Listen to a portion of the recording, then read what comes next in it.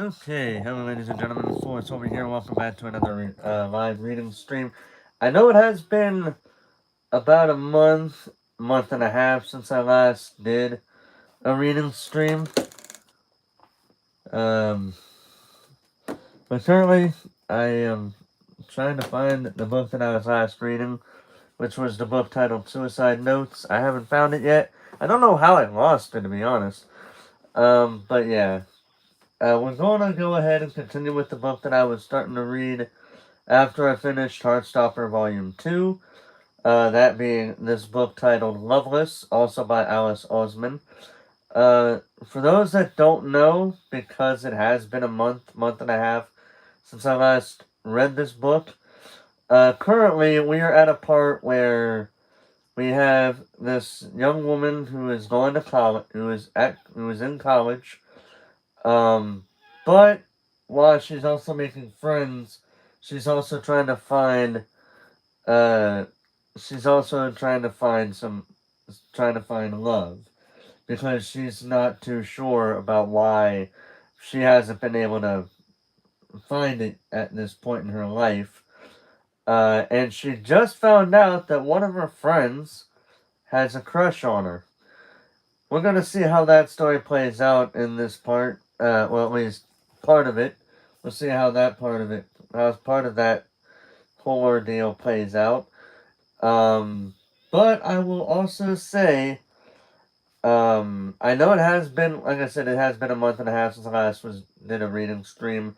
That was because I feel like my body was, well, like my, it seemed like I was just getting tired from doing reading streams, so I just took a break from them in the middle of Pride Month, like I said I was going to do. So I'm figuring I'll go ahead and finish doing the Pride Month thing before I go and read any of these books behind me. So with that being said, I'm going to go ahead and I'm going to go ahead and start reading. So without further ado, let's begin. I'm going to try to get at least 2 hours of reading in, starting right now. So at 2:47, at 2 hours and, so at 122 minutes, because at the time that I start will be the time that I stop. Alright, so without further ado, actually I think I'll go ahead and just put my glasses on, because I can somewhat see them with my glasses on, because my glasses can be dirty sometimes and it can be difficult to read, but not always. But anyway.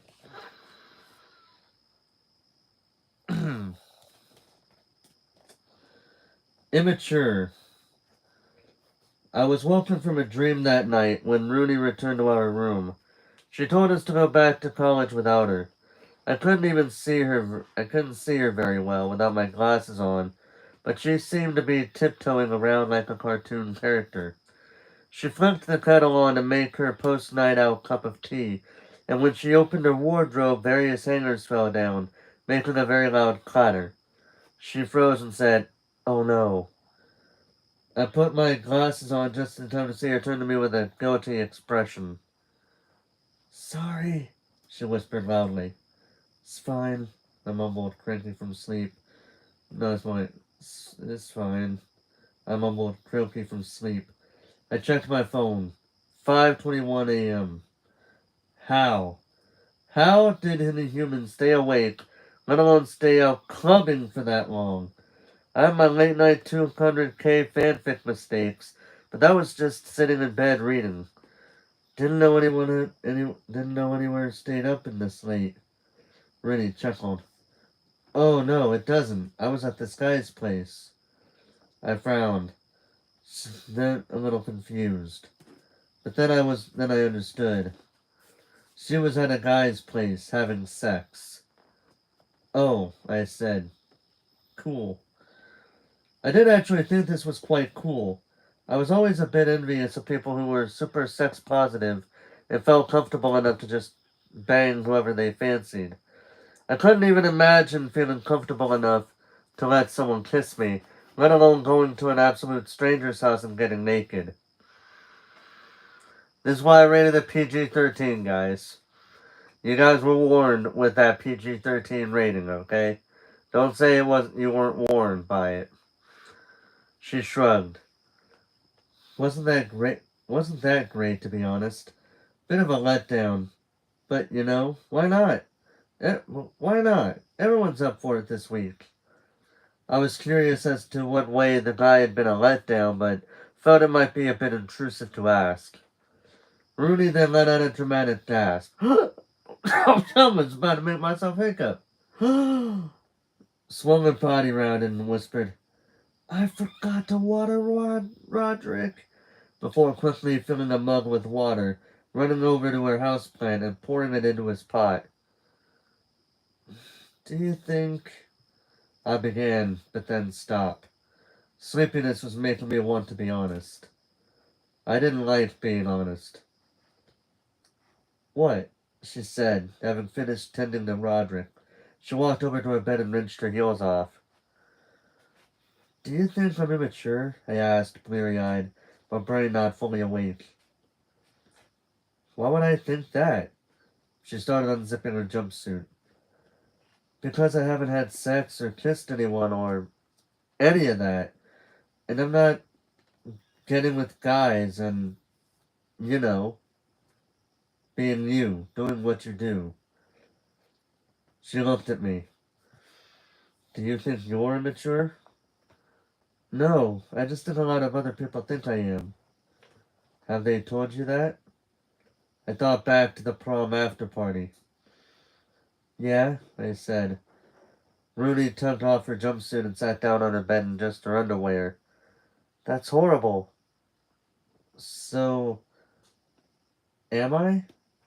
Rudy paused. I think it's pretty amazing that you haven't felt peer pressured into doing anything by now. You haven't made yourself do anything you didn't want to do. You haven't kissed anyone just because you're scared of missing out. I think that's one of the most mature things I've ever heard, actually. I closed my eyes and thought about telling her what happened with Tommy. I'd almost gone through with that. But when I opened my eyes again, I found her just sitting there on the bed, looking at the photo of her and mermaid hair Beth. Beth must have been a really good friend. It was the only photo Rooney had put on the wall. Then her head whipped around to face me and she said, So are you going to try dating Jason? It all came flooding back, and that was all it took. A suggestion. Rooney saying, You'll never know until you try. Rooney saying, He's really cute. Are you sure you don't like him? Maybe like a little bit? You get along really well. Rooney saying, You honestly act like you're made for each other. That was all it took for me to think. Yeah, maybe. Maybe I could fall in love with Jason.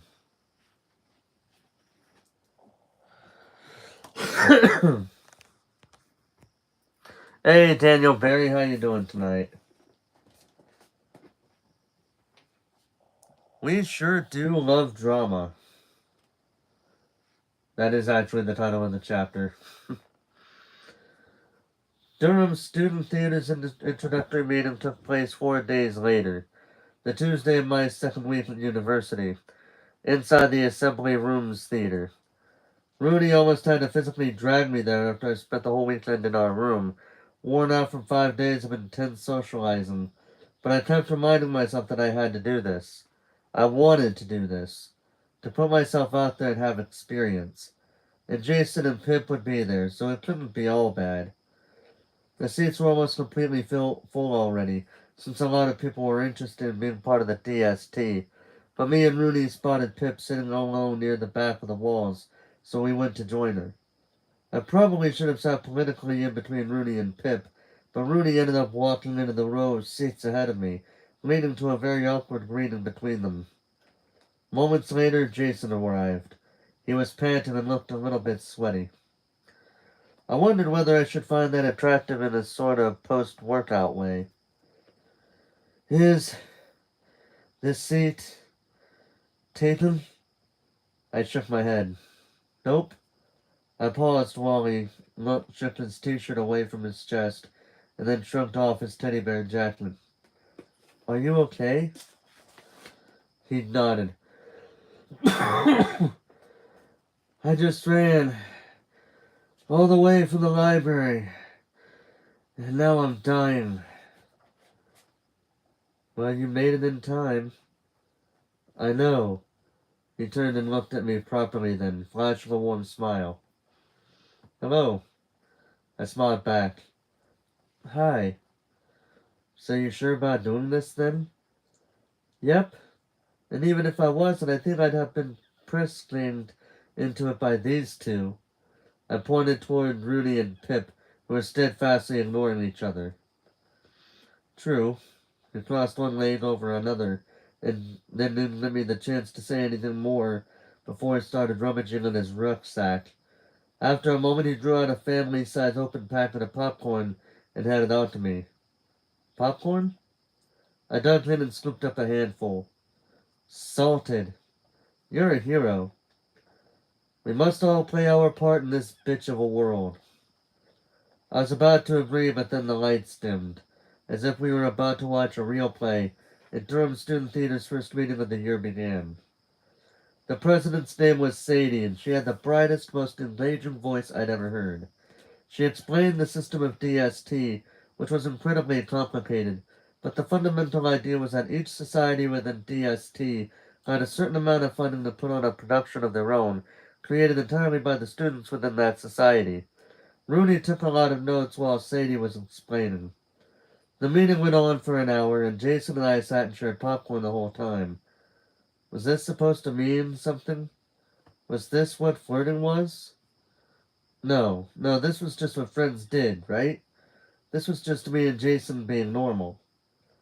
I thought I got this sort of thing. I understood flirting. But now, when it came to Jason, I had no idea what to think. When the meeting finally ended, Rooney and Pip went down to join the trio of freshers who had something to ask President Sadie. They walked together, but didn't look at each other. Jason and I stayed in our seats and we reminisced about some of our funniest youth theater anecdotes. Hairspray, when the music director downloaded the knockoff version of the score, and all the songs sounded wrong. Dracula, when Pip slipped on some fake blood and tore down the stage curtains. Romeo and Juliet, when me and Jason had been painting the set and got stuck on the balcony for 2 hours because everyone went for dinner and forgot we were there. Maybe it was the fact that I'd been surrounded by loud theater people for the past hour. Maybe it was because I genuinely liked Jason in that way. Whatever it was, it gave me the confidence to say, hey, I was thinking, we should do something. He raised his eyebrows intrigued. Something? Oh God, why was I doing this? How was I doing this? Had I been possessed by the spirit of someone with an actual shred of self-confidence? Yeah, I said. I don't know. Go see a movie or... Wait, what fun things did people do on dates? I racked my brain, but all the fanfic I'd read had suddenly deleted itself from my mind. Eat... food? Jason stared at me. Georgia, what are you doing? We could hang out. We hang out all the time. I mean, just us. Why just us? There was a pause. And then he seemed to get it. Is that moment when you realize, whoa, you know? His eyes widened. You know, funnily enough, I just did that, like... Anyway, his eyes widened. He shifted back from me a little, then forward again. Are you... You let out a tiny disbelieving chuckle. You sound like you're asking me out, Georgia. I made a face. Well, yeah. Jason said nothing for a moment. And then he said, Why? It was not exactly how I expected him to react. I paused. I think, I don't know. I want to go out with you if you also want to. He just kept on staring. If you don't want to, that's fine. We can just forget about it. I could feel my cheeks heating up. Not because Jason was making me particularly flustered, just because I was just disaster and everything. I did was a... It, I was a disaster... let me fix that. Sorry. I'm getting just as flustered as she is just by reading this. Not because Jason was making me particularly flustered, just because I was disaster and everything I did was a tragic mistake. Okay, he said. Yeah, let's do it. Yeah? Yeah. We looked at each other. Jason was an attractive guy and he was a good person too. He was clearly the sort of person who I should like romantically. Who I could like romantically. He looked like a boyfriend. I loved his personality. I'd loved his personality for years. So I could fall in love with him. With a little bit of effort. Definitely. Jason had to go to run to a lecture, leaving me a little shell-shocked that I had been able to do what I had just done. But I was soon distracted by the raised voices at the front of the auditorium. Voices that belonged to Rooney and the DST president, Sadie. There was hardly anyone in the theater now, so I wandered down to where Rooney and Pip were just in front of the stage with Sadie. Pip was sitting in the front row, watching the conversation, or argument, I wasn't sure yet, go down. We only have enough funding for one new society this year, said Sadie firmly. That's already been taken by the Mime Society. Mime Society? Rooney sputtered. Are you joking? Since when is mime more important than Shakespeare? Sadie gave her a look like she was very, very tired of dealing with people like Rooney. We also don't appreciate snobbery in the DST. I'm not being snobby. Rooney took a breath, clearly trying not to shout. I just don't understand why you got rid of the Shakespeare Soch in the first place. Because it didn't have enough members to continue, said Sadie coolly. I sat down next to Pip in the front row. She leaned over to me and whispered, I just wanted to ask what the freshers' play would be this year. What is it? No idea yet. This is still happening. What if I funded the society myself? Rooney asked. Sadie raised an eyebrow. I'm listening. I don't need any of DST's money.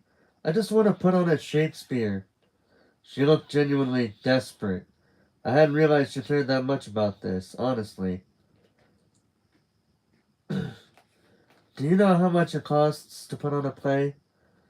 No, but hiring the theater, costumes, set, rehearsal space, all using the DST's time and resources? Well, no, but Sadie sighed again. You need 5 members to count as a society, she said, and we'll hire the theater for you for 1 performance. Rooney closed her mouth, blinked once, then said, Wait, really? Not gonna lie, I'm just doing this so you'll stop bothering me. Sadie whipped a notepad out from the stack of flyers she had with her on the stage. Who are your members? Rooney Bach, said Rooney, then looked around at me and Pip. We didn't even have time to protest. Philippa Quintana, said Rooney. Hang on, no, said Pip. Georgia War. Wait, what? I said. And Jason Farley Shaw. Is this legal? Said Pip. Who's the 5th? Sadie asked. Rooney faltered. I figured she would just conjure up the name of one of her many friends, but she didn't seem to be able to think of anyone. I guess we haven't got the 5th member yet. Well, you'd better get one quick, okay? We're giving you funding for this. I need to know you're serious. I will. Put on a good enough production by the end of the year, and I'll consider giving you full funding next year. Does that sound reasonable? Yes. Yeah. Rooney unfolded her arms. Thank you. You're welcome. Sadie reached around her for a plastic bottle and took a deep swig of it. One that made me think that whatever was inside wasn't water. I don't think you realize how much work it is putting on a production. It needs to be good, okay? Some of our plays go to the Edinburgh Fringe. It will be good, said Rooney, nodding. I promise. Okay, Sadie said, looking directly at me when she said, deadpan. Welcome to Durham Student Theater. We sure do love drama. Excuse me. Hey, London spermist, how you doing tonight? I don't understand why you just let me have this one and be in my play. Rooney snapped at Pip as we walked back to college. What were you going to do, join the Mime Society? I was going to do the Freshers play like the normal fresher, Pip snapped back. They're doing the importance of being earnest, for God's sake. A classic. Shakespeare means a lot to me, okay? It was basically one of the only things that I enjoyed at school. What, am I supposed to drop my interests and hobbies just because you got a sob story? This isn't the fucking X Factor. Oh, damn. Shit. That's gonna go places. I walked a few paces behind them as Pip and Rooney... I walked a few paces... In case anybody doesn't know what X Factor is, it's based... Think of like a combination of American Idol and The Voice. And I say American Idol because it has judges, but I say The Voice because in that show, the judges are given a select group of people.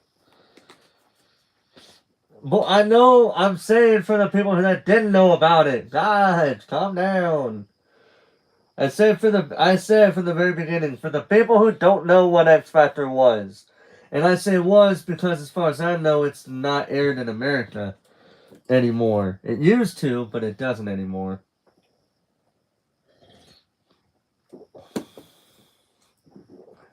Yeah. Yeah. Anyway. I walked a few paces behind them as Pip and Rooney bickered, their voices getting gradually louder and louder. People around us on the street started turning towards observe the scene as they paused. Pip wrapped her bomber jacket tightly around her body and ran a hand through her hair. I get that you were, like, a star performer at your school, but, like, so was I. And you don't get to come here and pretend like you're better than me just because you like Shakespeare. Rooney folded arms. Well, I think putting on a Shakespeare is a bit more noteworthy than some little comedy play. Some little comedy play? Apologize to Oscar Wilde right the fuck now! Rooney halted, bringing us... I honestly was trying not to laugh there, because I know Pip is being serious there, but I was trying so hard not to laugh. Rooney halted, bringing us all to a stop.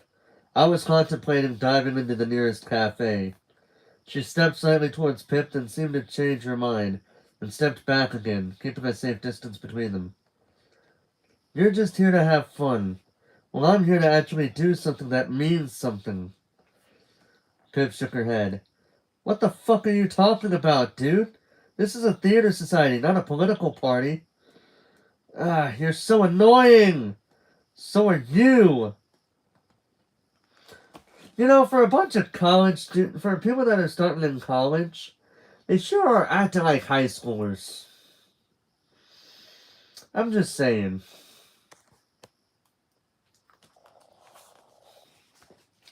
Like, I know they're one of them is a freshman. I forget what Rooney is supposed to be in college, but yeah, I think they're all freshmen, but man, they're acting like high schoolers. I guess that's what happens when you start in college. You act like a high schooler And then as you go more and more into college, you start acting more adult. I guess that's how it is. Anyway. Please be in my society, said Rooney. I need 5 members. Pip looked at her, expression unchanging. Which play are you doing? I don't know yet. Could it be a comedy? I'm not doing this if we're doing any of the boring-ass history plays.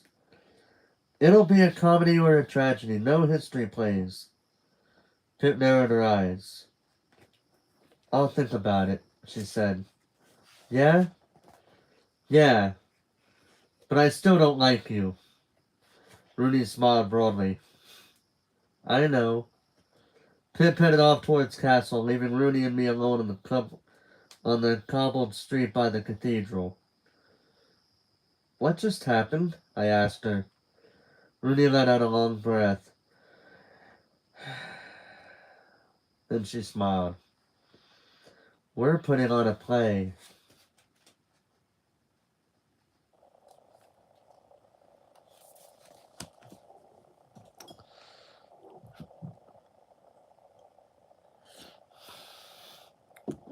Well, at least she's got something going on there. Well, let's see how it goes when we get to that, when we start getting to the production of it all. Dating skills.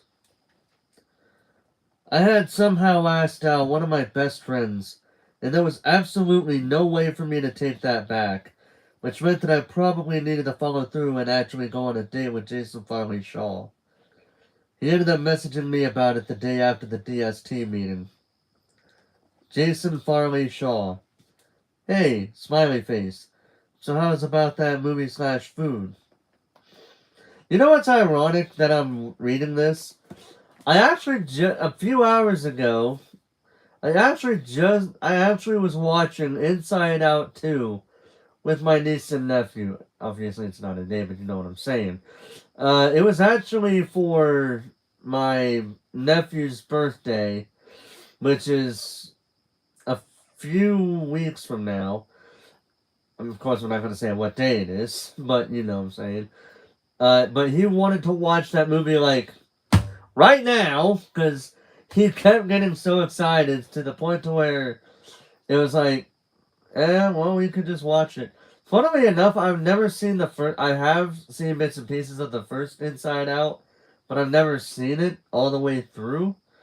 But I watched that movie, and yeah, I can see why it made nearly $1.5 billion at the box office. Because I think it's actually one of the most realistic Pixar movies ever made. Although, ironically, my dad, and he was, I don't know, like, my dad was just saying something, and I was like, yeah, they try to do something like that with Turning Red.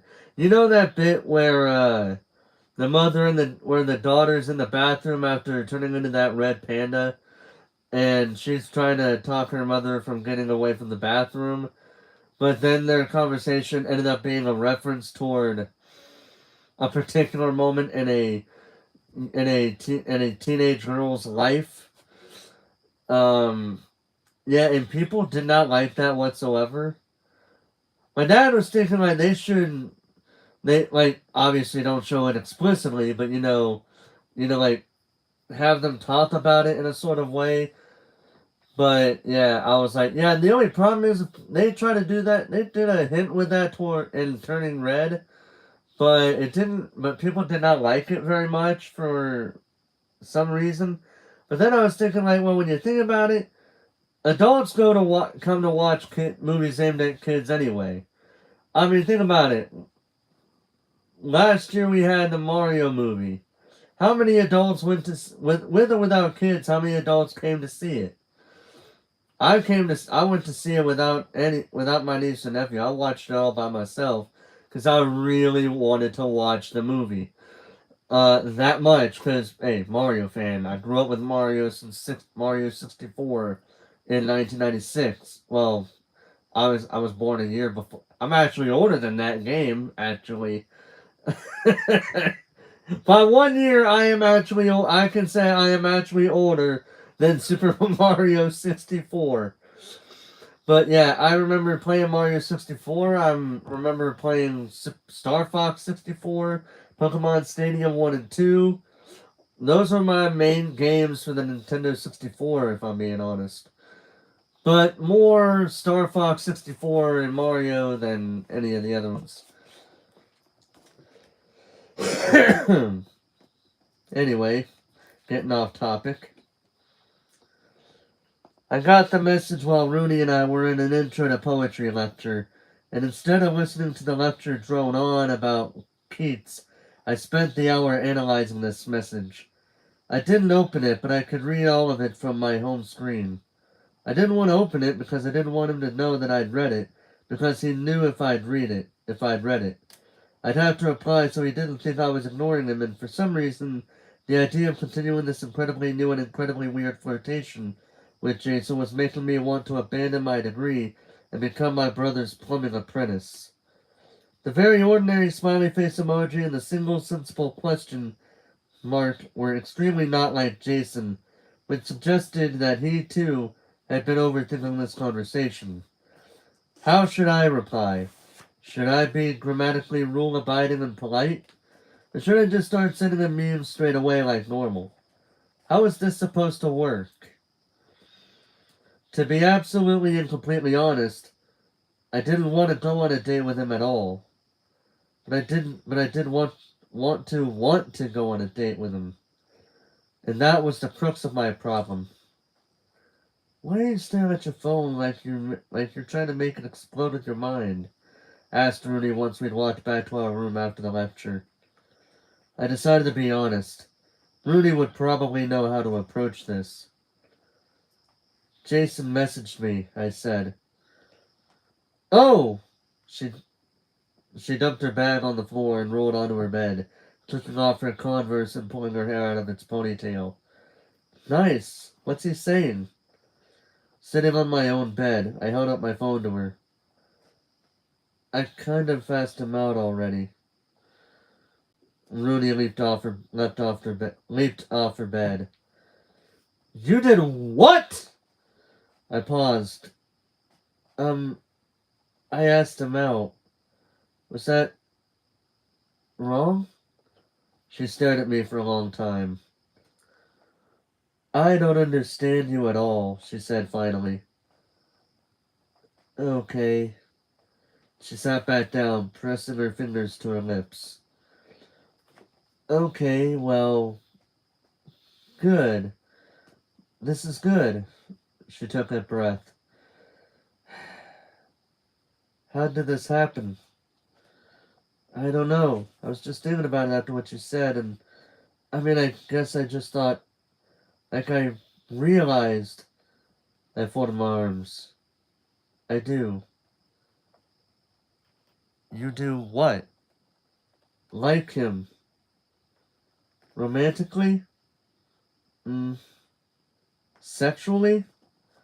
I made a spluttering noise because I was suddenly picturing... Oh my god, no! No! Oh my god! Oh my god! I really don't want to read that.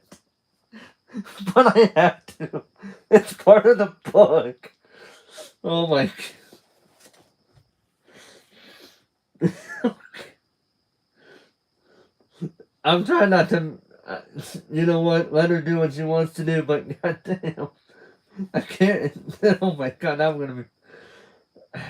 Oh my god. The worst part is when you're reading books like this, sometimes you have to picture a character doing, saying, thinking something. And here's why I'm freaking out a little bit. Can I ask you some questions? Yeah, sure, go ahead. You're always welcome to ask questions, just not very deeply personal ones, but yeah. Anything outside of that, sure, you can always ask me questions. I made a spluttering noise because I was suddenly picturing having sex with Jason.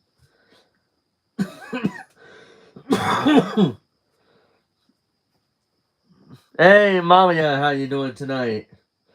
Who thinks about sex that quickly? Yeah, they picked a good time to be here. I'm making a joke about that. Don't worry about it. Who thinks about sex that quickly? Rooney snorted. Me? Anyway, I do like him. I do. I did. I probably did. Oh, I know you do. I saw this coming from the moment I met him.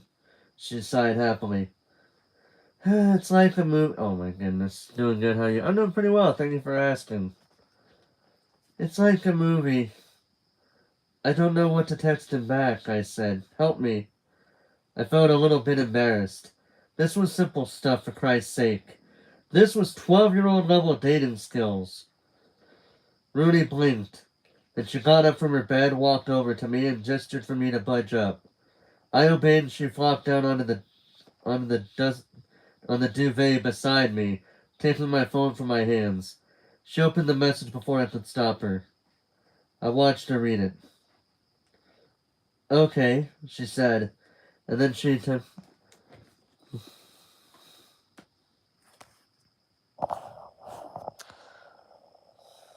Yep.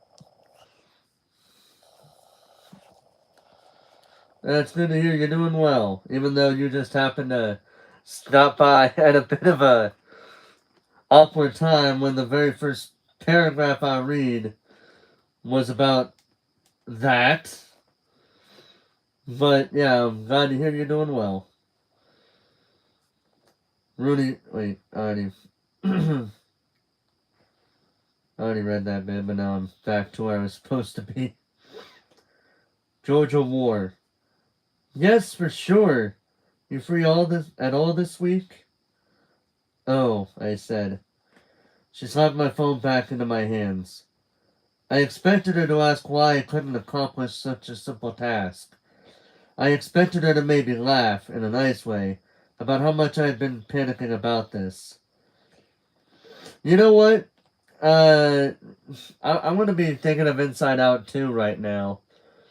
This Georgia is having bouts of anxiety. Yeah, because because when you overthink things, yeah, that can happen. She gave me a long look and I waited for her to ask, was that so hard? Why couldn't you do that yourself? Do you even want to talk to Jason? Was your panic was you pa- was your panic because you have a crush on him? Or are you panicking because you're not even sure what you're doing or why you're doing it or whether you even want to be doing it? Are you panicking because if you can't even want to do this, you might never be able to want to do this? But instead, she just smiled and said, no prob.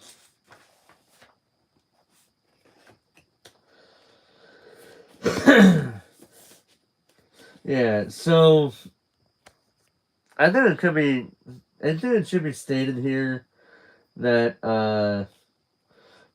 like I said, people can overthink things a lot. I would know this because I'm one of them.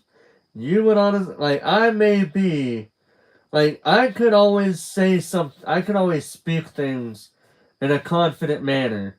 But I'm trying to have a conversation with people behind a keyboard. Not, it doesn't always happen with people, but it does. Then I start, especially if I feel, if they sternly tell me something, I'm like, oh, crap. I remember, the best example I can think of. I remember when, this one YouTuber goes by the name of Emerichu. Maybe you've heard of her, maybe you haven't, but yeah. Um, I remember a few years back, she made a video talking about how she was feeling sick this one time. One of her two videos that she's made regarding her being sick. And I remember she made a post on Twitter for the first time with that first video of her making a video while being sick. She posted pictures of people talking about how her voice sounded, in their words, not mine. It pretty much sounded sexy compared to her normal voice. And she like posted a few pictures of these people saying something like that, and then the last picture was with that one Lisa face. And then I remember saying, I can't remember what I said, but I know I said something about it. And then that whole time, and then sometime after, I kept thinking, oh my god, I think I made myself look like an asshole. I was trying to say something a bit stern, but also, I felt like I was being an asshole. And I kept thinking that over for some time, until I finally built up the courage to ask about it. So I asked her straight up, "Yeah, I'm sorry if I looked like an asshole with what I was saying this, and I gave why I said what I said." And then funnily enough, she responded to that saying, "No, I didn't think you were coming off as like that at all." I read her whole. She said more than that, but I just read that whole bit, and I was like, "Oh, thank God." I would be, if she was ever watching this, which I doubt would happen anytime soon, but if she is ever watching this, I would be amazed if she still remembers that. But yeah, I certainly do. That was one of the few times I've ever interacted with YouTubers. I've interacted with Emerichu, I've interacted with, outside of my friend group, by the way. I've interacted with Emerichu, I've interacted with Nathaniel Bandy, back when he was a smaller YouTuber. I think I've interacted with a few other people that I can't think of at the top of my head, but I do remember that, yeah. Back to the book. Straight out of a romance novel. Jason and I arranged our date for that Saturday, which meant I had 3 whole days to panic about it. Thankfully, my second week at university was a welcome distraction. Both Rudy and I were now faced with actual university work, real lectures and tutorials, and reading 10 whole books in 4 weeks. I could probably do that if I set my mind to it. And we were settling in our new life, living together too. We'd always go to lectures together and go to lunch together.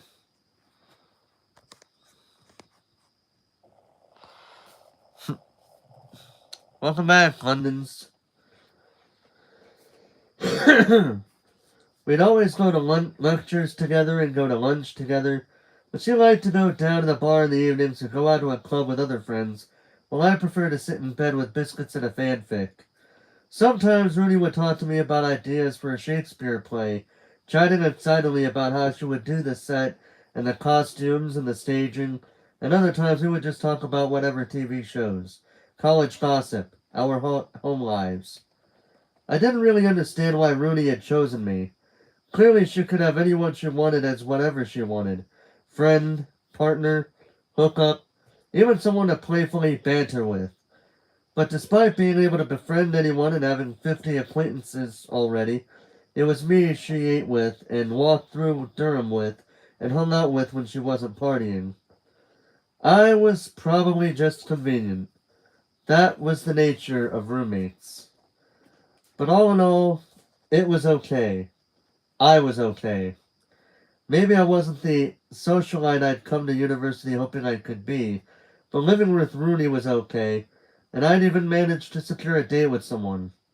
An actual romantic date. Things were looking up. Quick show of hands, how many people think she just jinxed herself when she said that?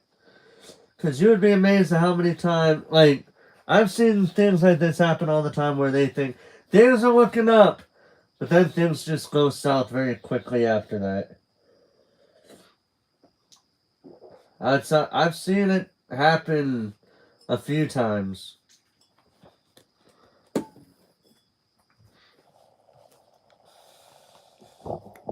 And trust me, it's not good. Not pleasant. But I do think she probably just jinxed herself.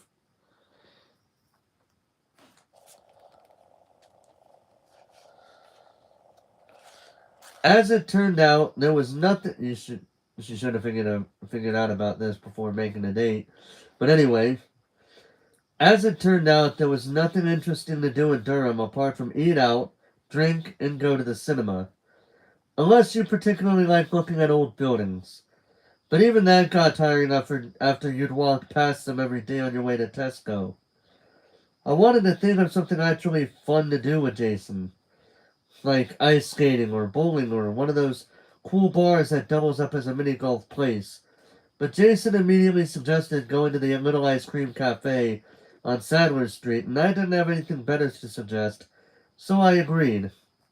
Plus, ice cream is nice. You're going on your date? Rooney asked, just as I was about to leave our room on Saturday afternoon, about 10 minutes before we'd agreed to meet. She looked at my outfit up and down. Yes, I said, looking at myself. I was just wearing my normal clothes. Mom jeans, a cropped woolly jumper, and my coat. I thought I looked quite good, actually, in my usual sort of cozy bookseller way. We were only going for ice cream, for God's sake. You look cute, said Rooney, and I felt like she really did mean it. Thanks. Are you looking forward to it? I actually hadn't really been looking forward to it. I guess this was due to nerves. Everyone gets nervous about a first date, and I was very nervous. I knew that I needed to chill out and be myself, and if I didn't feel that spark after a while, then we weren't meant to be. But I also knew that this was a chance for me to actually experience romance and be someone who has fun, quirky experiences and doesn't die alone. No pressure, I guess.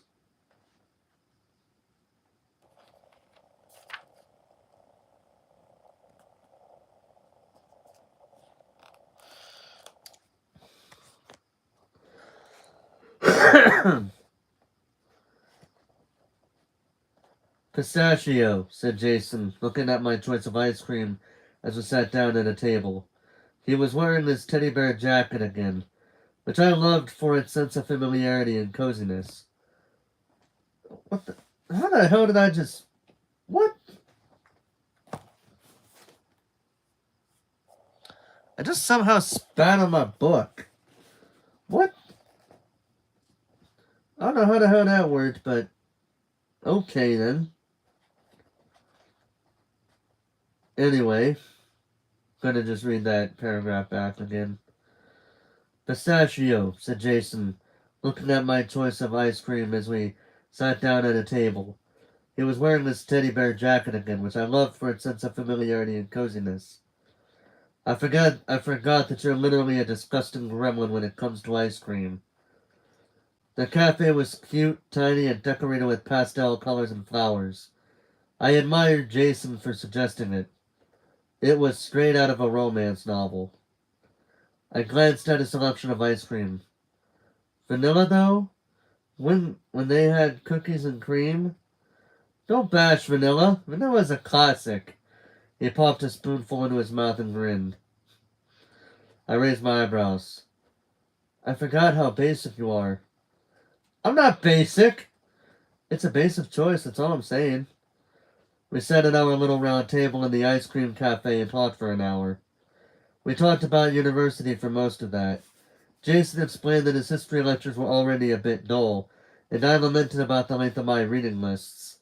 Jason admitted that he didn't think the drinking, clubbing lifestyle was really for him, and I said I felt the same.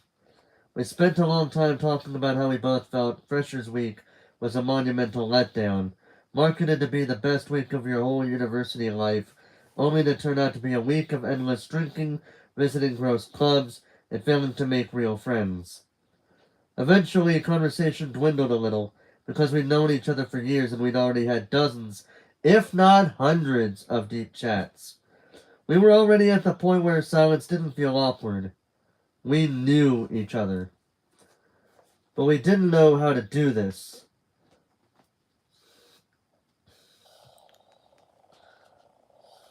We didn't know how to do this. Be romantic. Date. So, this is weird, isn't it? Said Jason. We'd long since finished our ice cream. I was leaning on my hand, elbow on the table. What's weird? Jason looked down, a little embarrassed. Well, the fact that we're, doing this. Oh, yeah. It's. I didn't really know what to say. I guess it is, a bit. Jason kept his eyes firmly down and not looking at me. I've been thinking about it all week, and I didn't even know you might like me like that. Neither had I. But then I had no idea what liking someone like that was even supposed to feel like. If it was going to be with anyone, it was probably going to be with him. His voice grew a little quieter, and he smiled awkwardly, like he didn't want me to see how nervous he was. Are you just doing this because of what Rooney said when we all went out that night? I sat up a little bit. No. Well, maybe a little bit. I think her saying it made me properly realize that I wanted to. So, I guess I started thinking about it after that, and yeah, it just felt like, I guess it just felt right. Jason nodded, and I hoped I'd made sense. I just needed to be honest. Jason was my best friend. I needed to make this work and do it at my own pace. I loved Jason. I knew I couldn't be honest with him. You know I've never done this before, I said. He nodded again, understanding. I know. I want to go slow. He went a little red. Yeah, of course.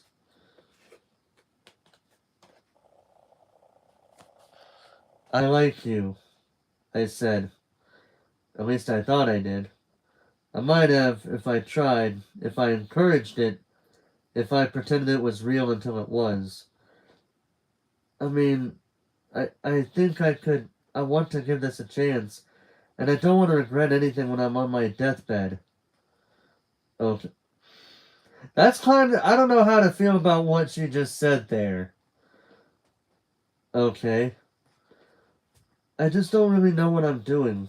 Like, theoretically, yes, but in practice, no. Okay. That's okay. Okay. I think I was going a bit red, too. My cheeks felt hot. Was it because I felt flustered around Jason, or because this whole thing was a bit awkward to talk about? Probably both. I don't mind going slow, said Jason. Like, all my romantic experiences until now have been a bit shit. I knew all about Jason's past romantic experiences. I knew about his first kiss with a girl he thought he really liked, but the kiss was so terrible it actually put him off doing it again. And I knew about the girlfriend he'd had for 5 months when we were in year 13. Amy, who went to our youth theater group. Amy was kind of annoying in a Jason is my property and I don't like anyone else hanging out with him sort of way. And Pip and I never liked her. But Jason was happy for a little while, so we supported the relationship. People are going to get upset because how dare he hang out with... See, here's the thing, okay? Let's be honest here. I'm just going to come out and say it, alright? I believe a person could always... I believe that a person could hang out with friends even while in a relationship. The problem is, let's say a guy was friends with a with another female, and he wanted to hang out with her, not a date, but a hangout. There is a difference, by the way. There is a difference between a hangout and a date, because a date is more romantic, while a hangout is more casual. You know. So, yeah, I just feel like anybody who thinks a hangout, like, if a man is hanging out with a female friend, or a female is hanging out with a male friend, if they call that cheating, I'm gonna call them bullcrap. I'm gonna call that bullcrap.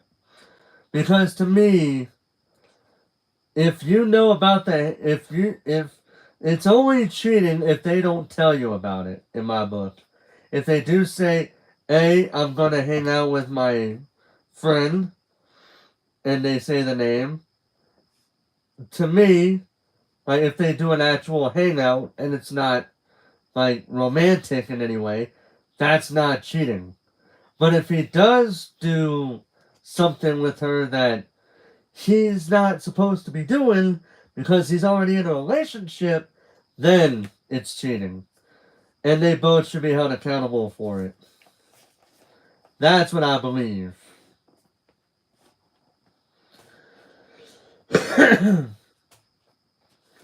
Getting back to the story.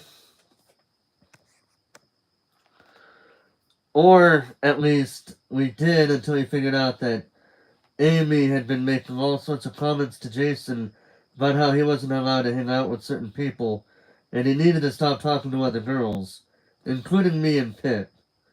Jason put up with that for months until he realized that she was, in fact, a shithead. Jason had sex for the first time with her, and it pissed me off that he'd had that experience with someone like that.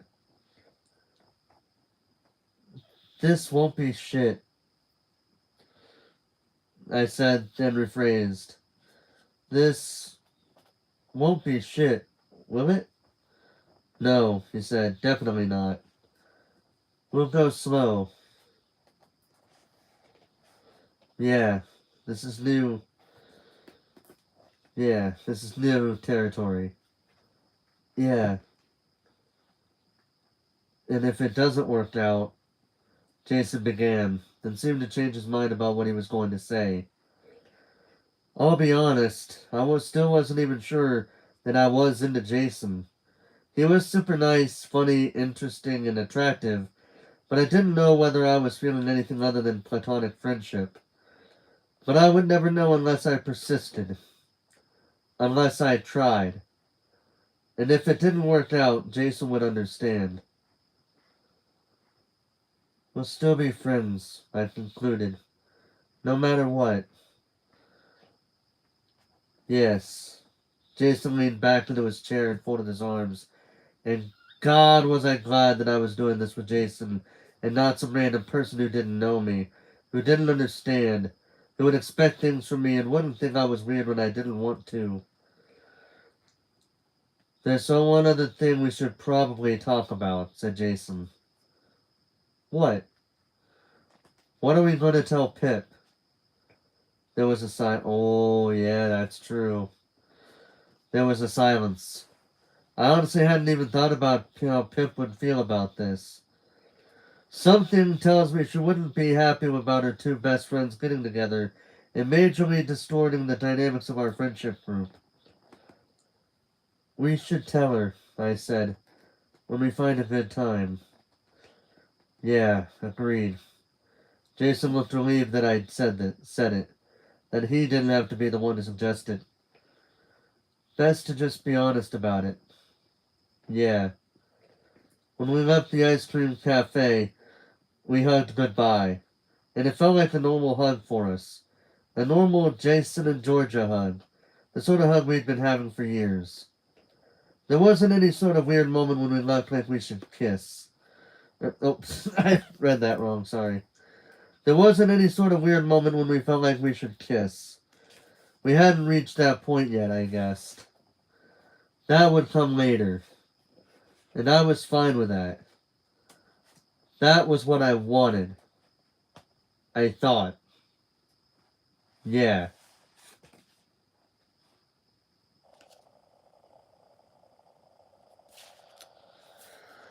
Excuse me.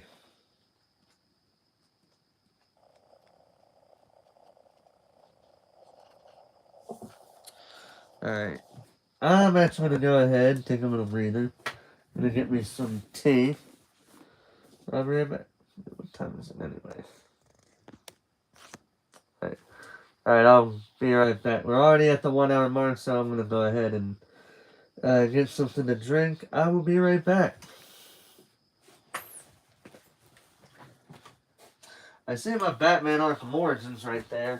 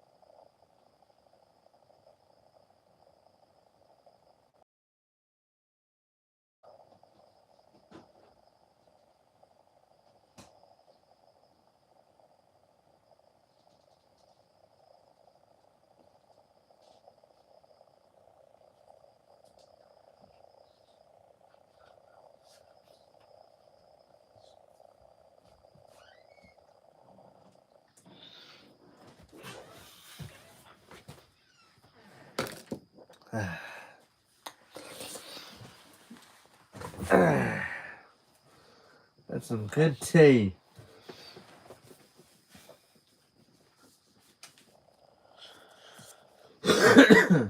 Alright. Back to the story here.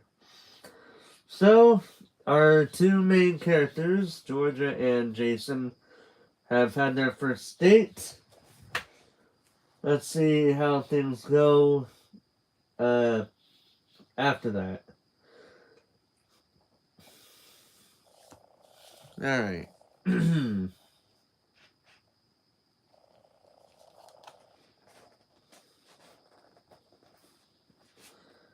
The spark.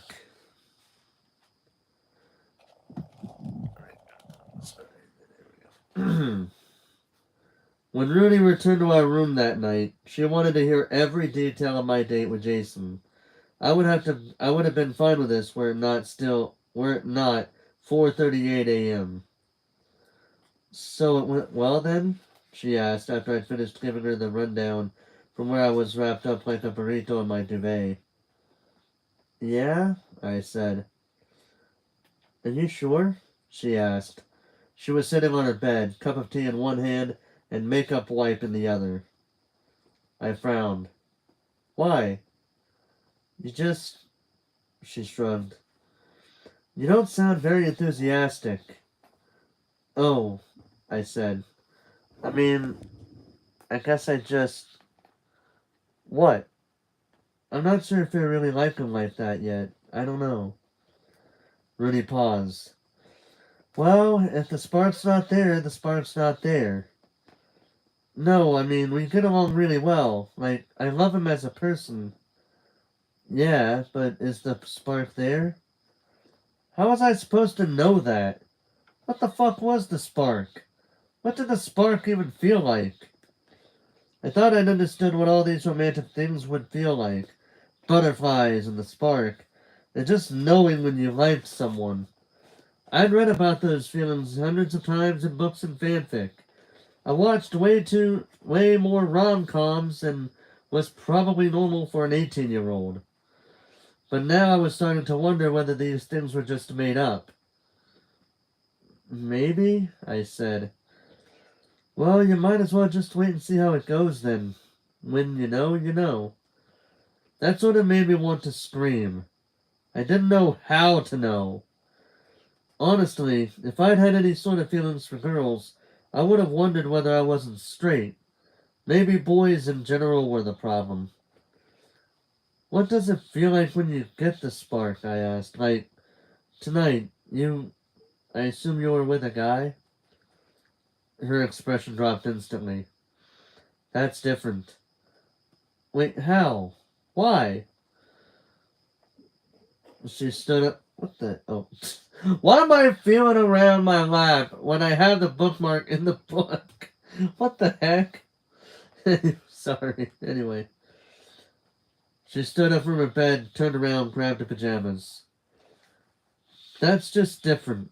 That's nothing like this situation. I'm just asking. Me having sex with some random guy is not similar to you dating your best friend. Completely different scenarios. I blinked. She was probably right about that. So why do you have sex with random guys? I asked. As soon as I said it, I realized what a blunt and invasive question it was. But I did want to know. It wasn't like I was judging her. Honestly, I wish I had her confidence. But I didn't understand how she did it, really. Why she wanted to do it. Why would someone go to a stranger's house and take their clothes off when you could just stay home and have a safe, comfortable wank?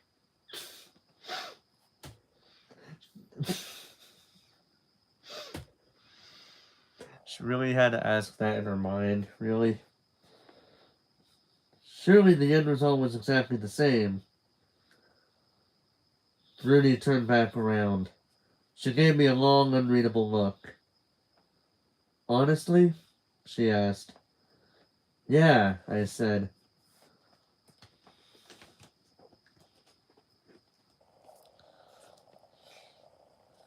I just enjoy having sex, she said. I'm single and I like sex, so I have sex. It's fun because it feels good. I don't feel a spark because it's not about romance. It's a casual physical thing.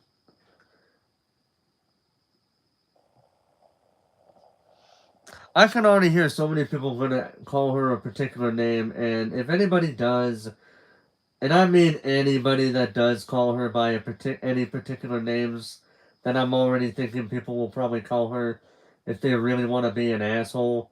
I'm gonna be taking those comments down right then and there the second I read them. Even if you're joking, we don't go there. I'm being serious when I say that too. And like I always say to people that, and as I always say to people, to anybody that doubts that, you're more than welcome to try, but I wouldn't recommend it. I'm saying that in a not to specific people, but just in a general sense. Okay. I got the sense that she was telling the truth. That really was all there was to it. Anyway, she continued, we got much more important things to think about right now. Like what? Like the Shakespeare Society. Rooney finished changing into her pajamas, grabbed her wash bag, and headed towards our bedroom door. Go to sleep. Okay. And I did. Not before I spent a while thinking about the spark. It sounded magical, like something out of a fairy tale. But I couldn't imagine what it felt like. Was it a physical feeling? Was it just intuition? Why had I never felt it? Ever.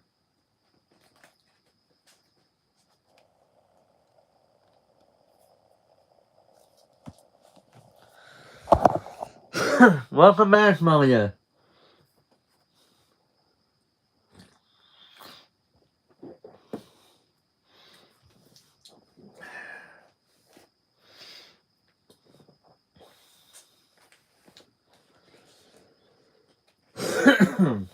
Excuse me.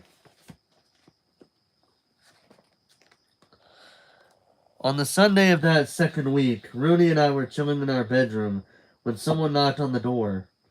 When Rooney opened it, at least 30 of her acquaintances entered, carrying balloons and party poppers and streamers, and then a guy got down on one knee in front of everyone and asked Rooney to be his college wife. Rooney screamed and jumped on him, smothering him in a tight hug, agreeing to be his college wife. And that was that. I watched the whole thing go down from my bed, actually entertained. It was kind of lovely. Once everyone had cleared out, I helped Rudy clean up the remains of the party poppers and streamers. It took a whole hour. She had gone out a few evenings that week, and she always came back with a story, a hookup or a drunken escapade or some college drama. And I'd always listened, fascinated and confusingly jealous. Some part of me wanted that excitement in my life, but at the same time, the idea of a night like that filled me with horror. I knew I didn't really want to be drunkenly hooked. I didn't want to drunkenly hook up with a stranger, as fun as that seemed from the outside. I didn't need to, anyway, now that I had my thing with Jason. I'd wanted to be Rooney when I first met her. I thought I needed to copy her. Now I wasn't so sure I could hack it. Hmm.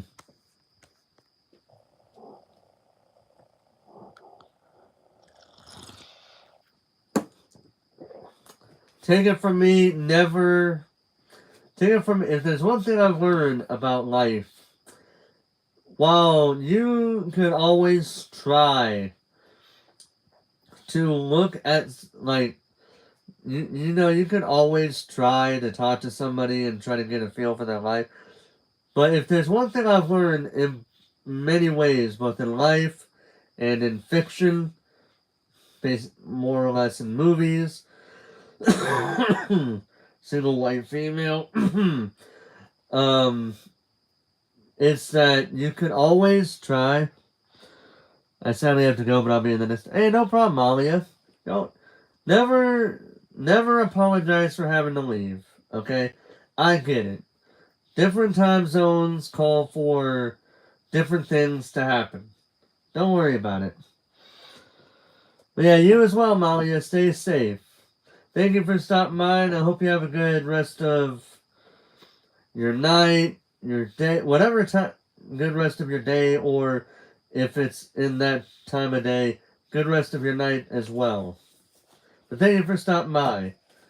And remember, if you want to come back to watch the rest of this stream, as well as the first two parts of this book, and I'll be doing this soon. I'll be making a playlist of all the books I've read, so that way, if you guys want to listen to me read a particular book, I'll be making a playlist showing all the books in order from when I first started reading.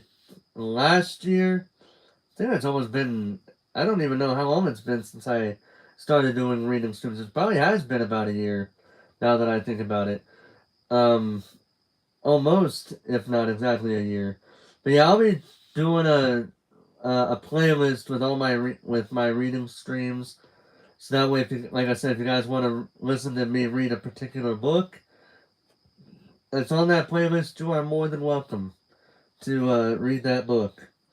The only book that I've currently taken down from reading was Jurassic Park, because I noticed how my camera was like the camera was literally like this, where you could literally just see about that much of my face. And so I'm gonna be rereading that book at the same time I'll be reading The Lost World. So I'll probably make a dinosaur thing out of, like a dinosaur week or something out of that. Who knows? But that's what I got going on there. So yeah, I'll be rereading Jurassic Park by Michael Crichton. Also because I really enjoyed the book the first time and I really want to read it again. You know. Yeah. But yeah, I'll be doing a playlist for that. So if you guys want to see any other books that I've read before, I'll be doing that. Alright. Back to the story now, because I've spent some time reading, or saying my thoughts on things.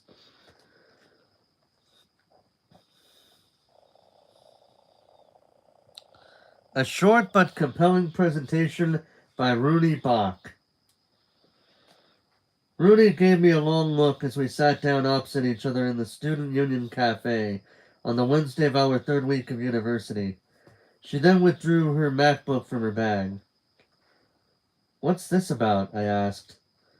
"Oh, you'll see. You will see." She dragged me here after this morning's heroic age lecture, but had refused to tell me why, explaining that she wanted to build up the tension. This only succeeded in irritating me. I assume this is a Shakespeare Soch thing, I said. You are correct. While joining the Shakespeare Society hadn't exactly been my idea, I had genuinely been quite excited to be involved.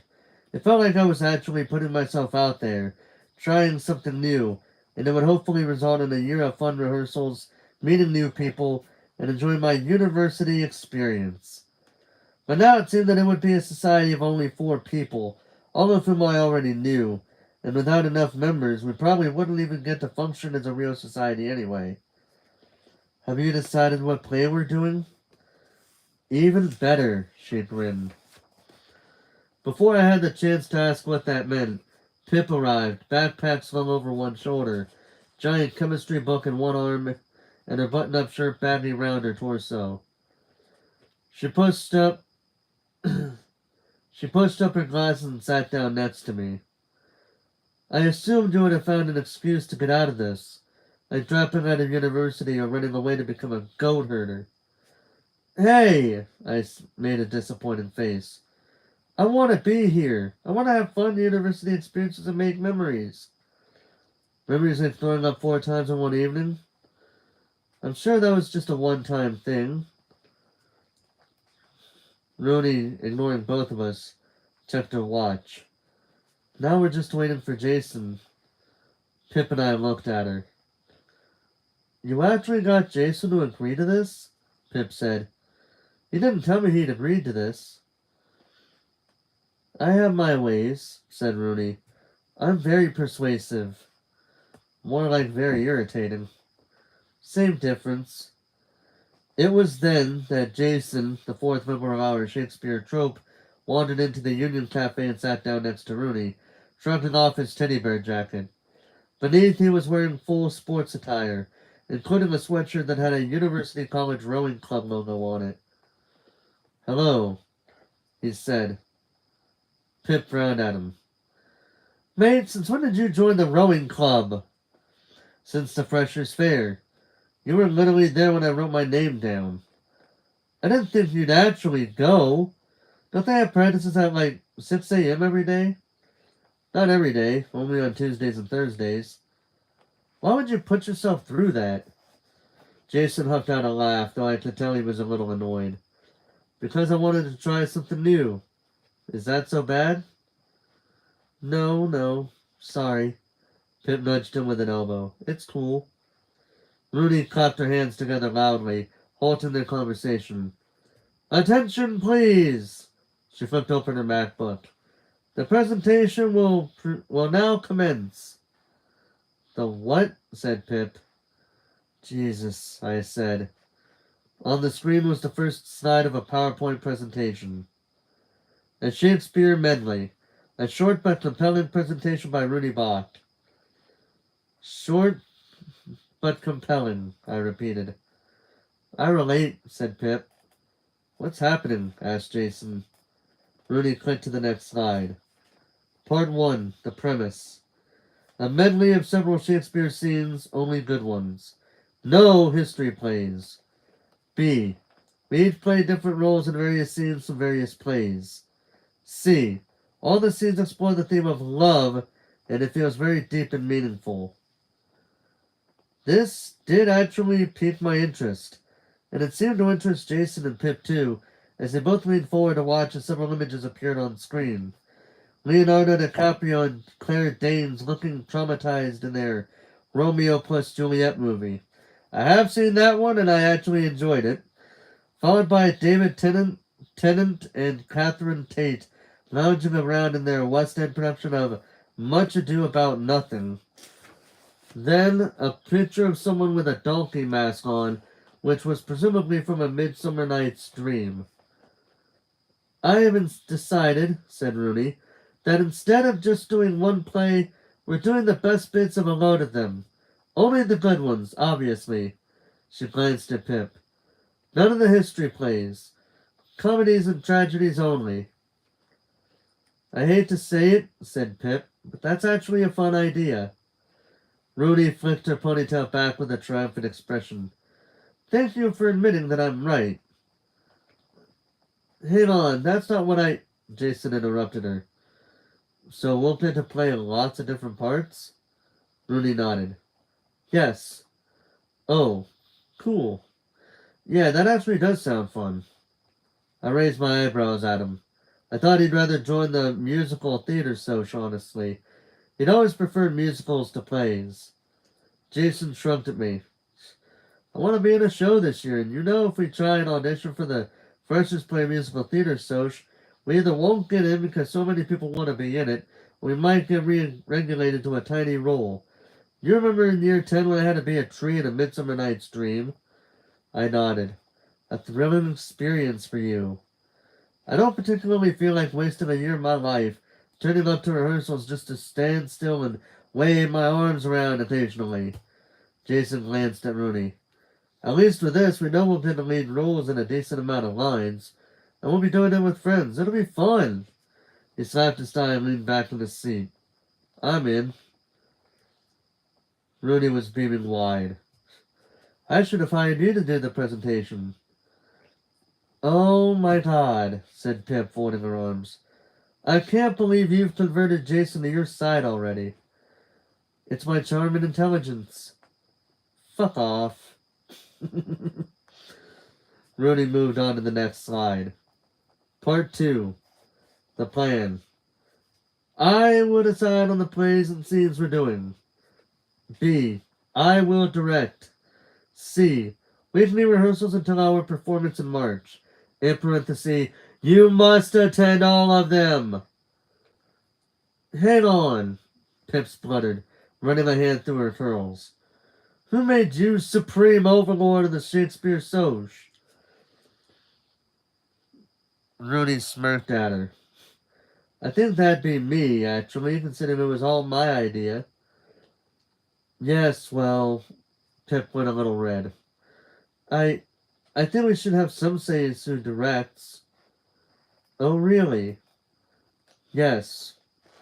Rooney leaned forward over the table so she was staring directly at Pip's face. And what's your say? Pip cleared her throat, not quite able to maintain eye contact. I want to co-direct with you. Rooney's smirk dropped. She said nothing for a moment. And then, why? Pip stood her ground. Because I want to. That wasn't the reason. I knew exactly why Pip was doing this. She wanted to one-up Rooney, or at least be her equal. That's my condition, she said. If you want me to be a part of this, I want to co-direct. Rooney pursed her lips. Fine. Pip smiled wide. She'd won this round. Moving on, said Rooney, and clicked to the next slide. Part 3, the fifth member. A. Find them. B. Lure them in. C. Find them, lure them in. How are we going to do that, I wonder? C. Shakespeare soch gets approved as a full society. D. Success! Lure them in? I said. Yikes, said Pip. Jason chuckled. Sounds like we're trying to persuade people to join a cult. Yes, well, Rooney huffed. I didn't know how else to phrase it. We just need to find a fifth person, she went on. Can you all ask around and see if anyone's interested? None of this matters if we can't recruit a fifth person. I'll ask around, too. The three of us agreed we'd ask people we knew, though I wasn't sure exactly who I'd be able to ask, since all my friends were sitting with me at the table. You really thought about all this, said Pip. Rooney smiled. Impressed? Pip folded her arms. No, just not really, no. You've done the bare minimum of what's required as a director. Admit it, you're impressed by me. Jason cleared his throat. So, rehearsal this week? Rudy's smile turned into a wide grin. She smacked her hands down on the table, drawing the attention of most of the people in the room. Yes! We all agreed on the date and time, then Pip and Jason had to leave. Pip to a lab and Jason to a tutorial. As soon as they had left the cafe, Rudy stood up and flung herself over to the table to hug me. I just sat there, letting it happen. That was our first ever hug. I was just about to move my arms down her back when she pulled away, sitting down and smoothing her ponytail. Her face returned to her usual Rudy face, an effortless smile. It's going to be amazing, she said. Our troupe consisted of 2-star performers who both wanted to be in charge, one girl who threw up every time she acted, and one boy who might possibly be the love of my life. It was going to be an absolute disaster, but that wasn't stopping any of us.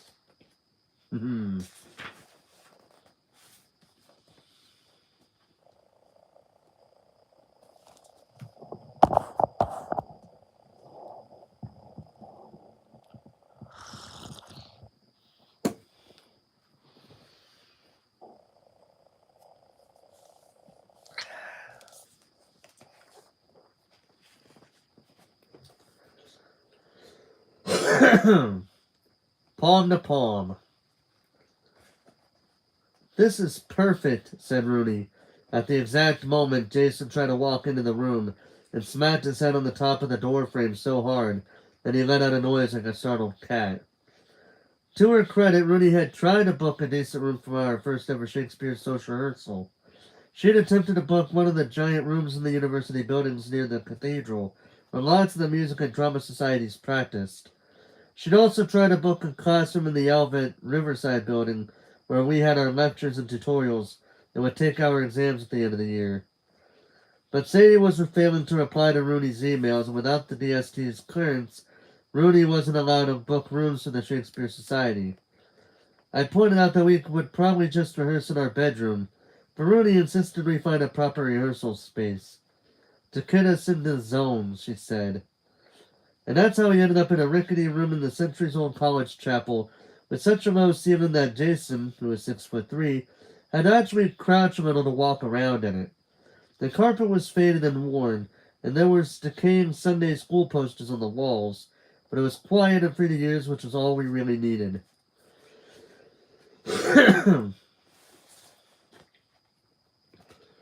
Pip was on FaceTime to her parents as she entered the room, talking in Spanish too fast for my GCSE level skills to keep up with, looking somewhat exasperated as her mom kept interrupting her.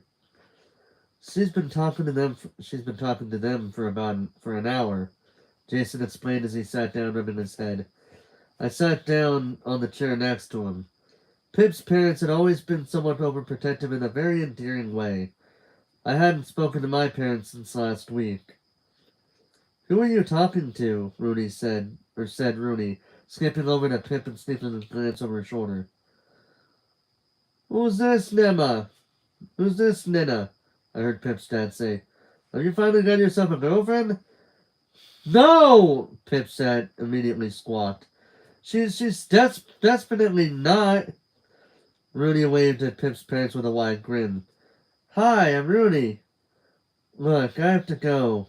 Pip snapped at her phone. What do you study, Rooney? She leaned in closer to the phone and closer to Pip as a result. I do English literature. And me and Pip are in the Shakespeare Society together. Pip started adjusting her hair, seemingly as a way to put her whole arm in between her body and Rooney's. I'm going now. Love you. Ciao. Aww, said Rooney as Pip hung up the call. Your parents are so cute and they liked me. Pip sighed. They're going to ask about you every single time they call me now. Rooney shrugged and walked away. Clearly they can see I would make a good girlfriend, just saying. Why is that? My charm and intelligence, obviously. We've been through this. I expected Pip to snap back, but she didn't. She went a little red and then laughed, like she found Rooney properly amusing. Rooney turned around, her ponytail flushing through the air as she did so, to watch with an unreadable expression on her face.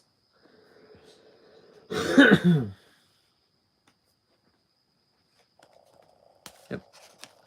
Every time I see a pause in the book, showing me a particular pause symbol, I always take a drink.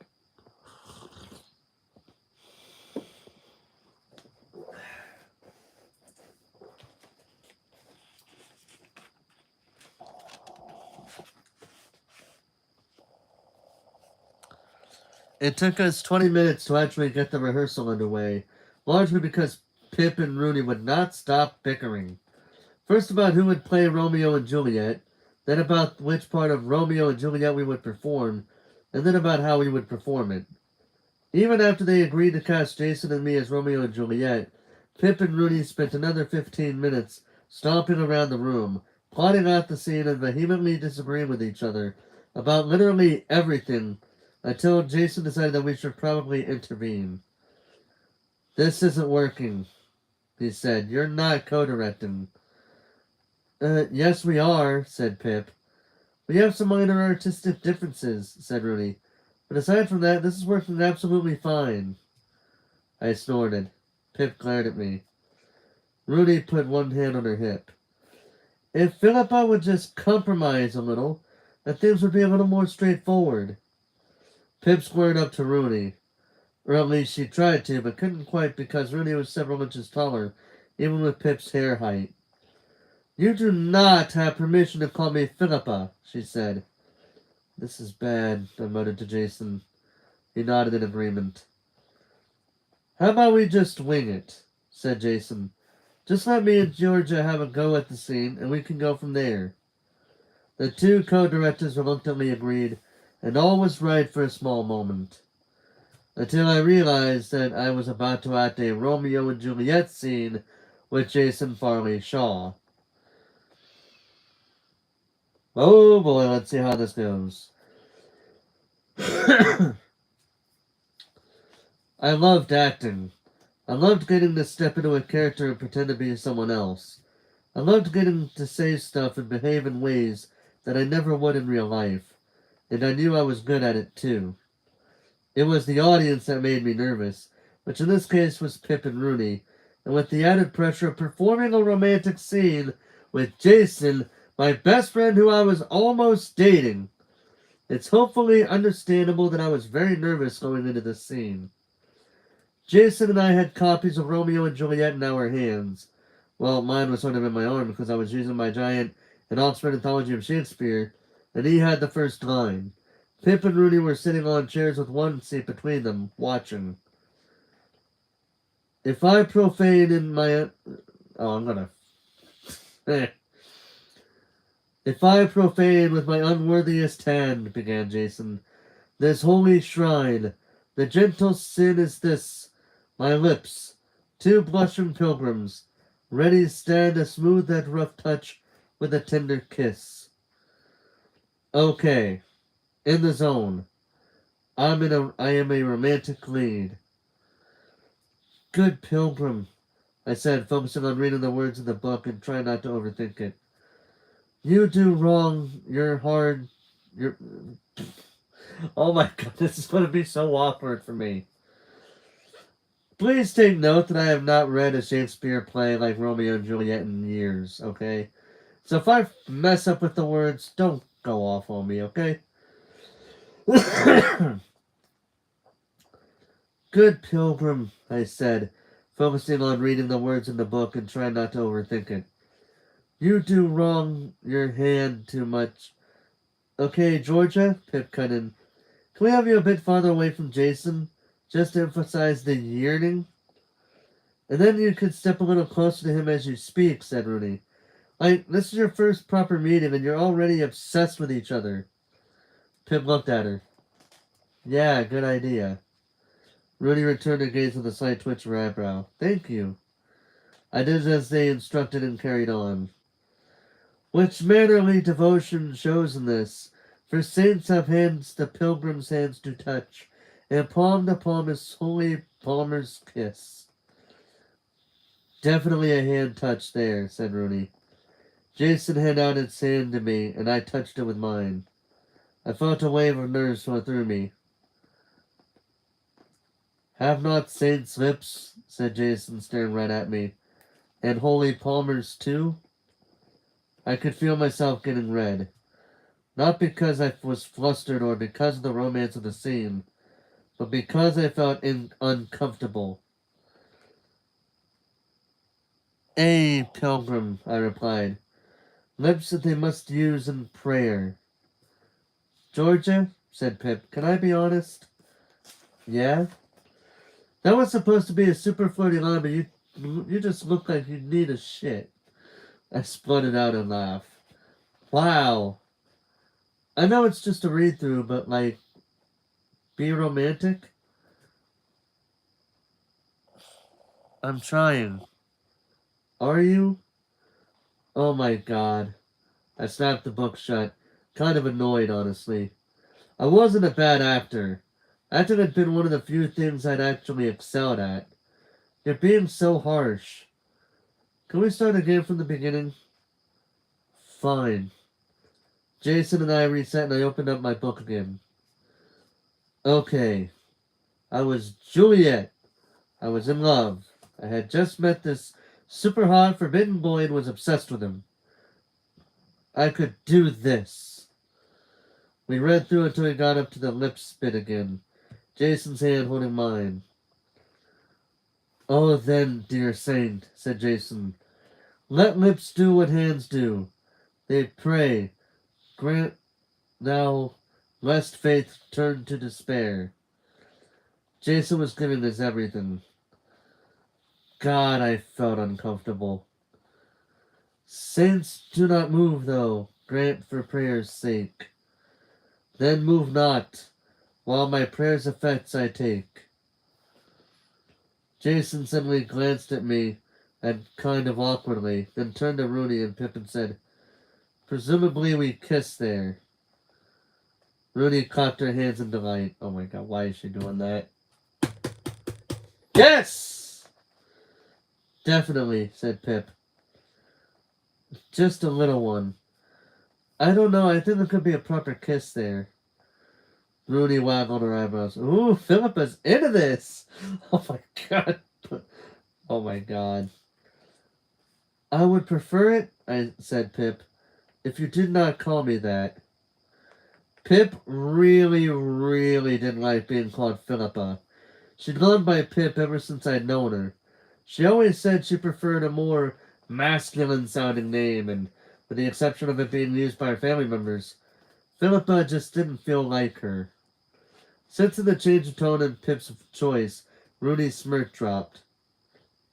"Okay," said Rooney, more genuinely than I'd heard her talk to Pip so far. "Sure. Sorry." Pip ruffled her hair and cleared her throat. "Thank you." Then stared at each other. And then Rooney said, "How would I call you Pipsqueak instead?" Pip instantly looked like she was about to erupt, but Jason spoke before they could start having a full-blown argument. "So the kiss. You don't have to do it now," said Pip quickly. "No," Rooney agreed. "In future rehearsals, but not now." "Okay," I said, and stepped back a little, relieved. You know what? I think that actually is a good idea, because in order for a scene to work, you have to have chemistry for it to work. And the best way to have chemistry is to act out the scene. But if you're not real comfortable for something like a kiss scene right at the start, then it should be skipped over until both actors involved in that kind of thing, feel comfortable enough to start, to do it. They will have to eventually get to that moment, and they will have to eventually do that act, and they both have to understand that it is just acting. There's nothing serious about it. At all. It's completely acting. It's fictional. Nothing going on there. Even though people just like to, you know, say otherwise. Obviously, I didn't want to kiss Jason in front of people, and I didn't want my first kiss to be in a play. That was probably why I felt awkward. That was probably why I wasn't doing my best acting right now. That was probably why being Juliet, one of the most romantic roles in literary history, made me feel sort of nauseated.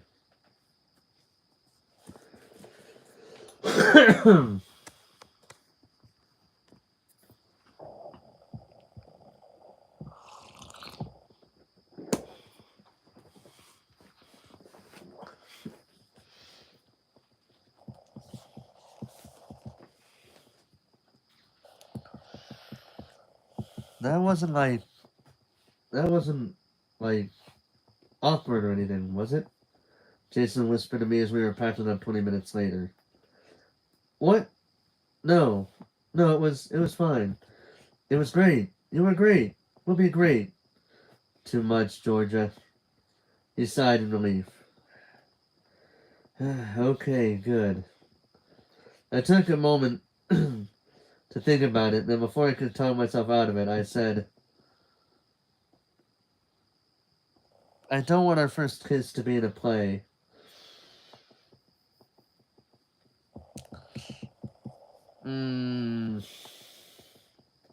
Jason froze in the middle of stacking chairs. Just for a second. His cheeks flushed. No. No, definitely not. Yeah. Yeah. Congratulations, Georgia. You just made it a bit awkward between you and him.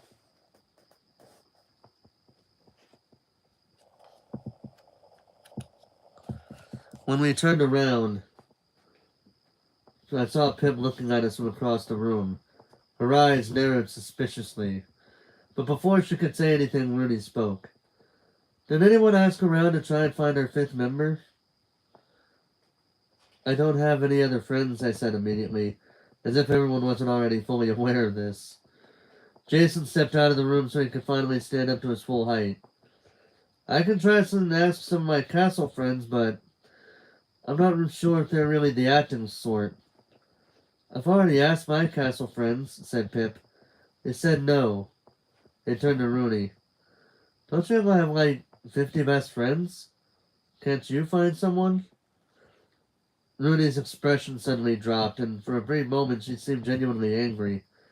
But then it was gone. She rolled her eyes and said, I don't have 50 friends, but didn't say more than that.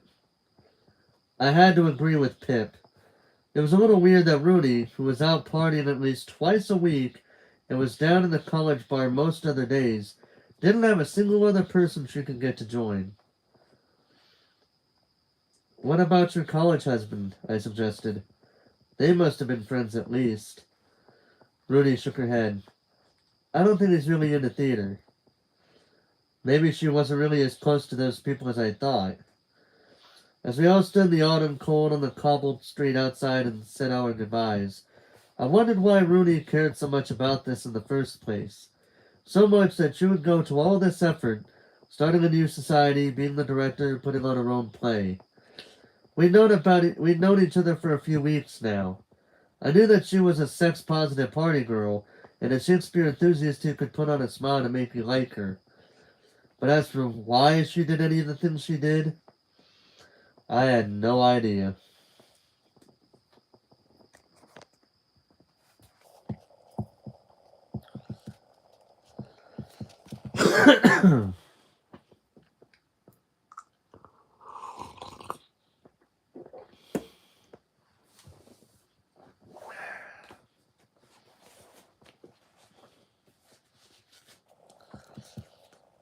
Elephant in the room.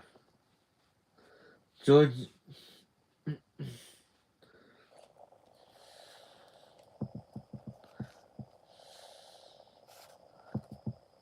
Georgia War. Philippa Quintana. Philippa... I just said her name perfectly and I messed it up now. What? Anyway... Philippa Quintana. Rudy!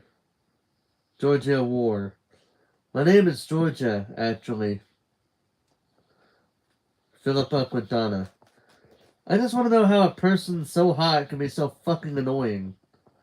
Georgia War. Oh, good. Are we finally going to talk about the elephant in the room? Philippa Quintana. What elephant? Georgia War. Your ginormous crush on Rooney Bach. Philippa Quintana. Wait. I mean, she's objectively hot. I'm not into her. Georgia War. I'm not even gonna. Let's just say she just hit random keys on her keyboard just to, you know that time where people just make, just make, that kind of thing. Yeah. Philippa Quintana. I don't crush on straight girls. Georgia War. Lol. Philippa Quintana. We would murder each other if we dated. But we wouldn't because she's straight, and I don't like her like that. And she's super annoying, and she has to have her way all the time. And I'm doomed to be a lonely gay for life. Georgia War. You're digging yourself so far into this hole. Philippa Quintana. I'm changing the subject. I have a question. Georgia War. Fire away, my dude.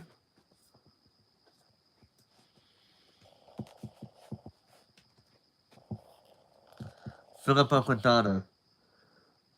I may be totally making this up, but is there something going on between you and Jason?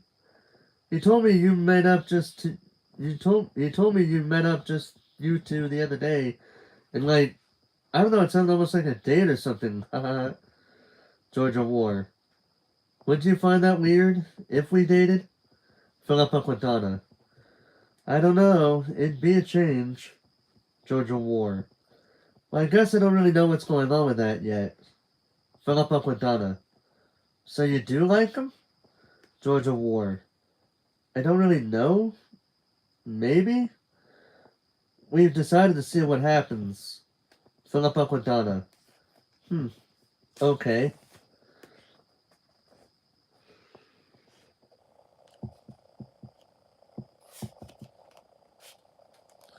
Georgia War, Jason Farley Shaw. Georgia War. I just told Pip that we're potentially seeing each other. Jason Farley Shaw. Oh shit, okay. Wow. What did she say? Georgia War. She just said, okay. Jason Farley Shaw.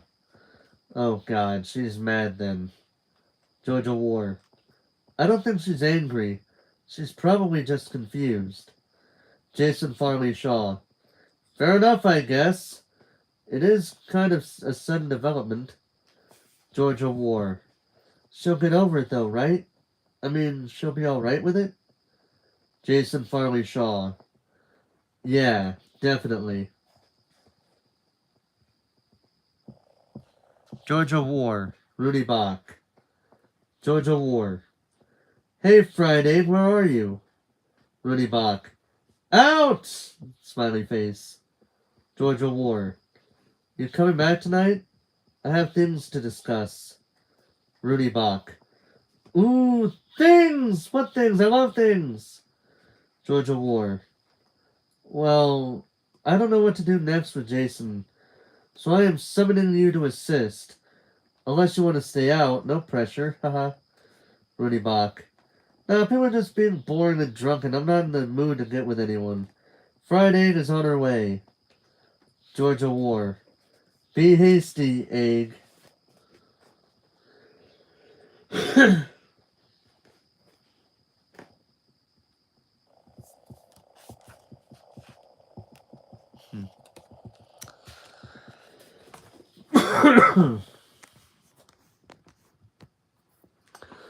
Yeah, that's getting interesting, isn't it?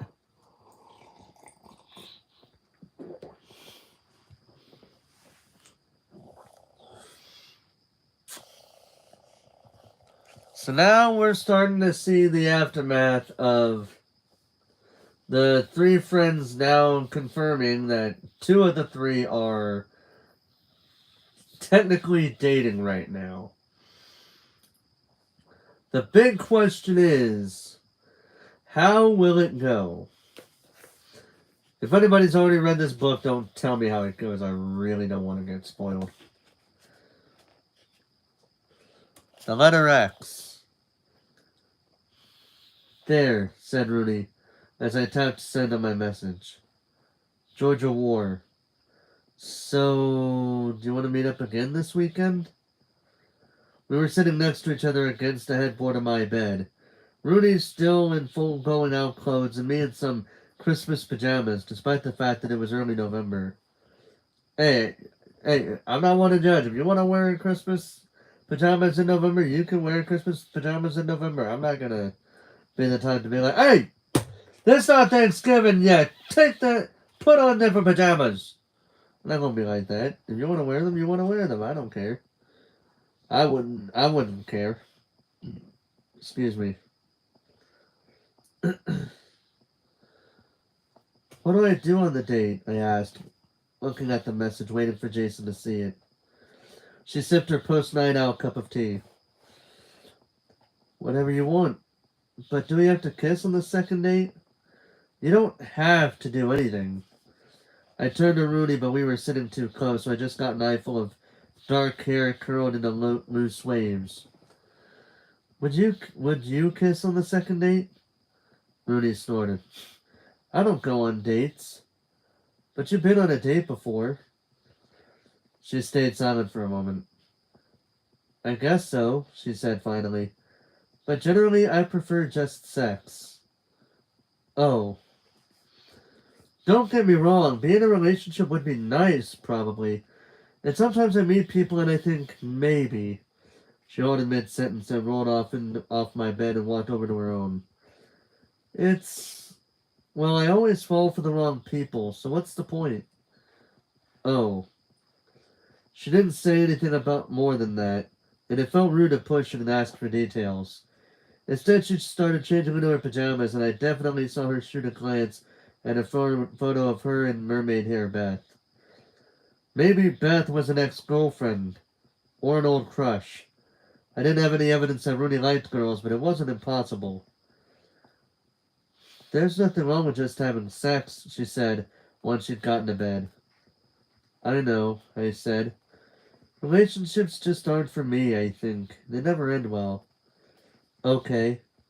She suddenly leaped from the bed, muttering, Roderick, and running over to water him. Roderick was looking a little the worse for wear, to be honest. Rudy seemed to be forgetting to water him quite frequently.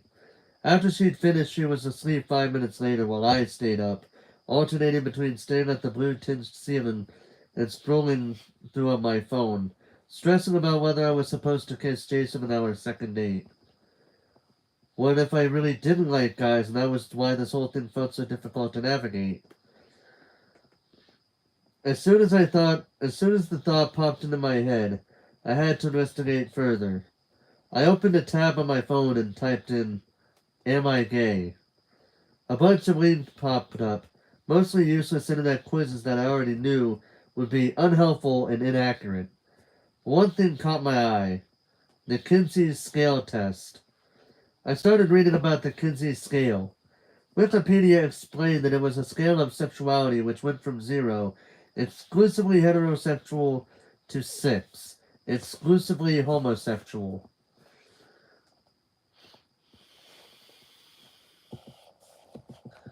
Curious and frustrated with myself, I took the test, trying to just answer the questions instinctively and not overthink anything. When I finished, I clicked Submit Answers and waited. And instead of a number, the letter X popped up. You did not indicate any sexual preference. Try adjusting your answers. I read and reread those lines. I'd done the test wrong. I must have done the test wrong. I went back to my question and started to look for where I could change my answers, but couldn't find any I'd answered inaccurately, so just decided to exit the browser. It was probably just a faulty test. You know, I never really trusted internet tests, to be honest. The best way to know for sure is to think about yourself. Like, what? I'm pretty sure there have been articles that say, here's how to know if you're gay or something like that. Whether you're you know, LGBT or not.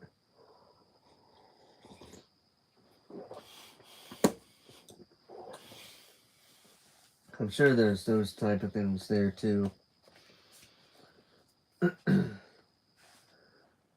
Mr. Self-Confidence. You look nice, was one of the first things he said to me when we met outside the Gala Cinema on Saturday afternoon. Oh, thank you, I said, looking down at myself.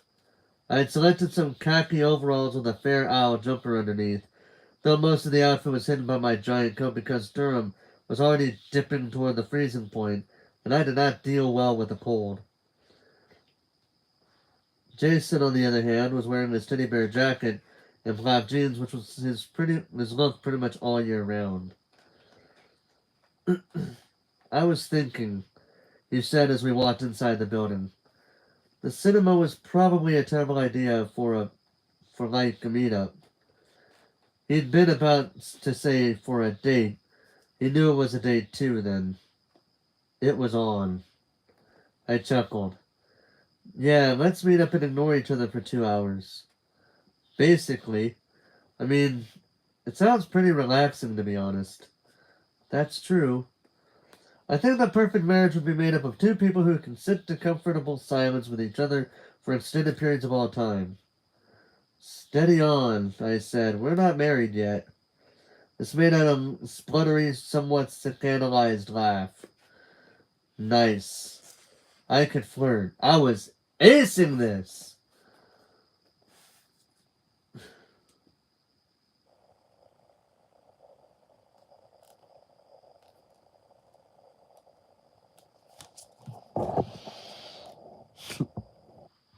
So far, so good, I guess.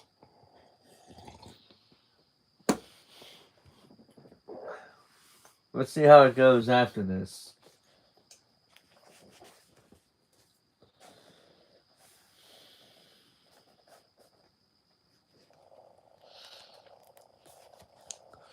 We were half an hour into the movie when the fire alarm went off. Until that point, things were going rather... Until that point... God damn it! But damn... Now I don't think we'll have any spit to worry about. Let's try this again and hopefully don't spit again. Until that point, things were going rather well. Jason had not attempted to hold my hand, put his arm around me, or, thank God, kiss me. We were simply two friends watching a movie at the cinema. Obviously, I didn't want him to do any of those things because they would have been terribly cliche and almost kind of sleazy. You know what? Kudos to him for that, if I'm being honest. Kudos to Jason. So, now what?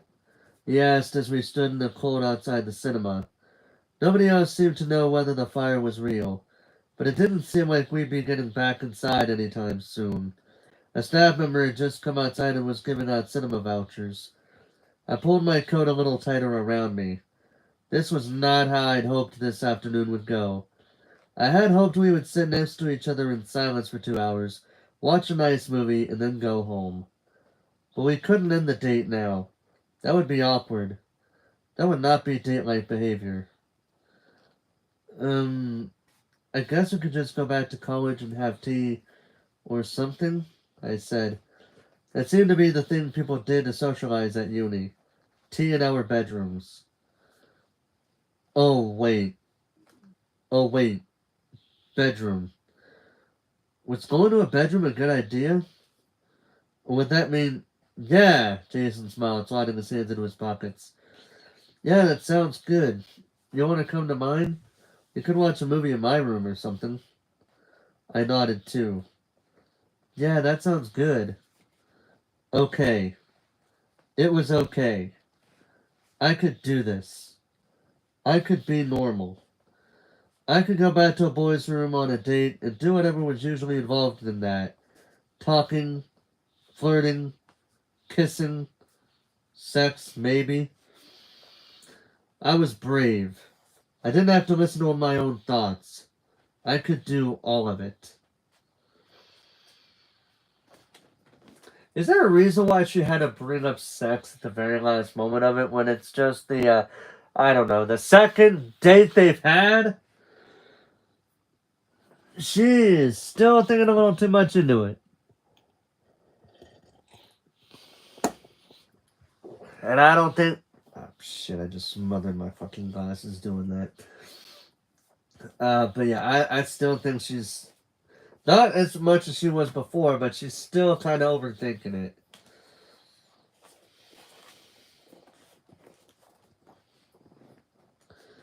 I actually don't like tea, which obviously Jason knew, and he automatically made me a hot chocolate instead.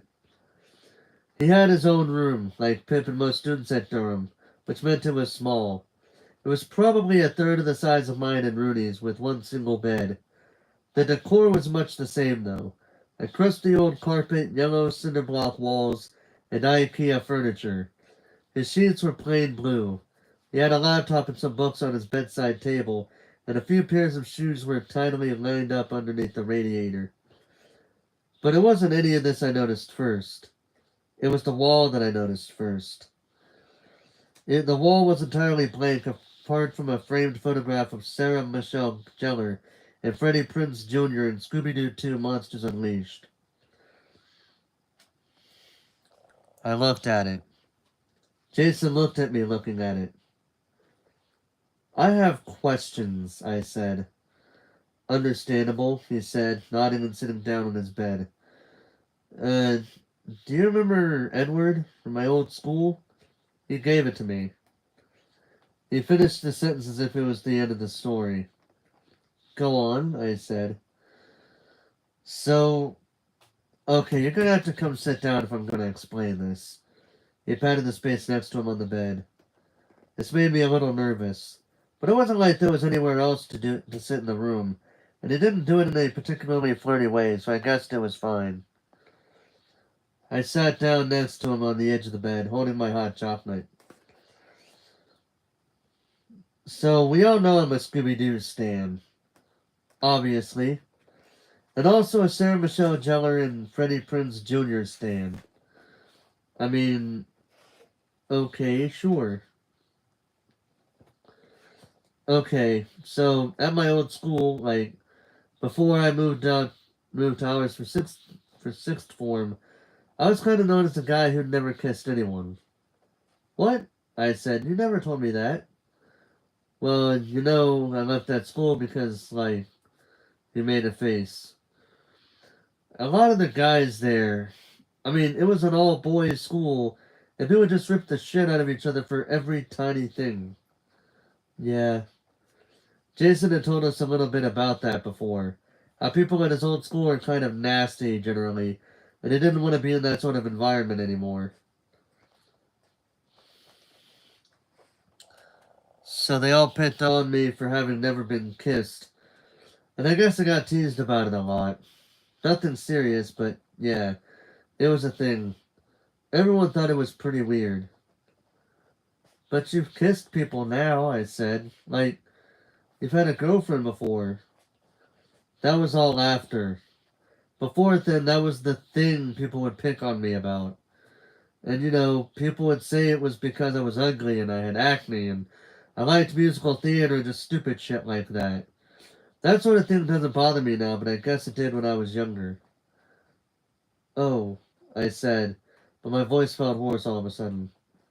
That's horrible. When we left in year 11, Ed gave me this framed photo. He pointed at the photo. Sarah and Freddie.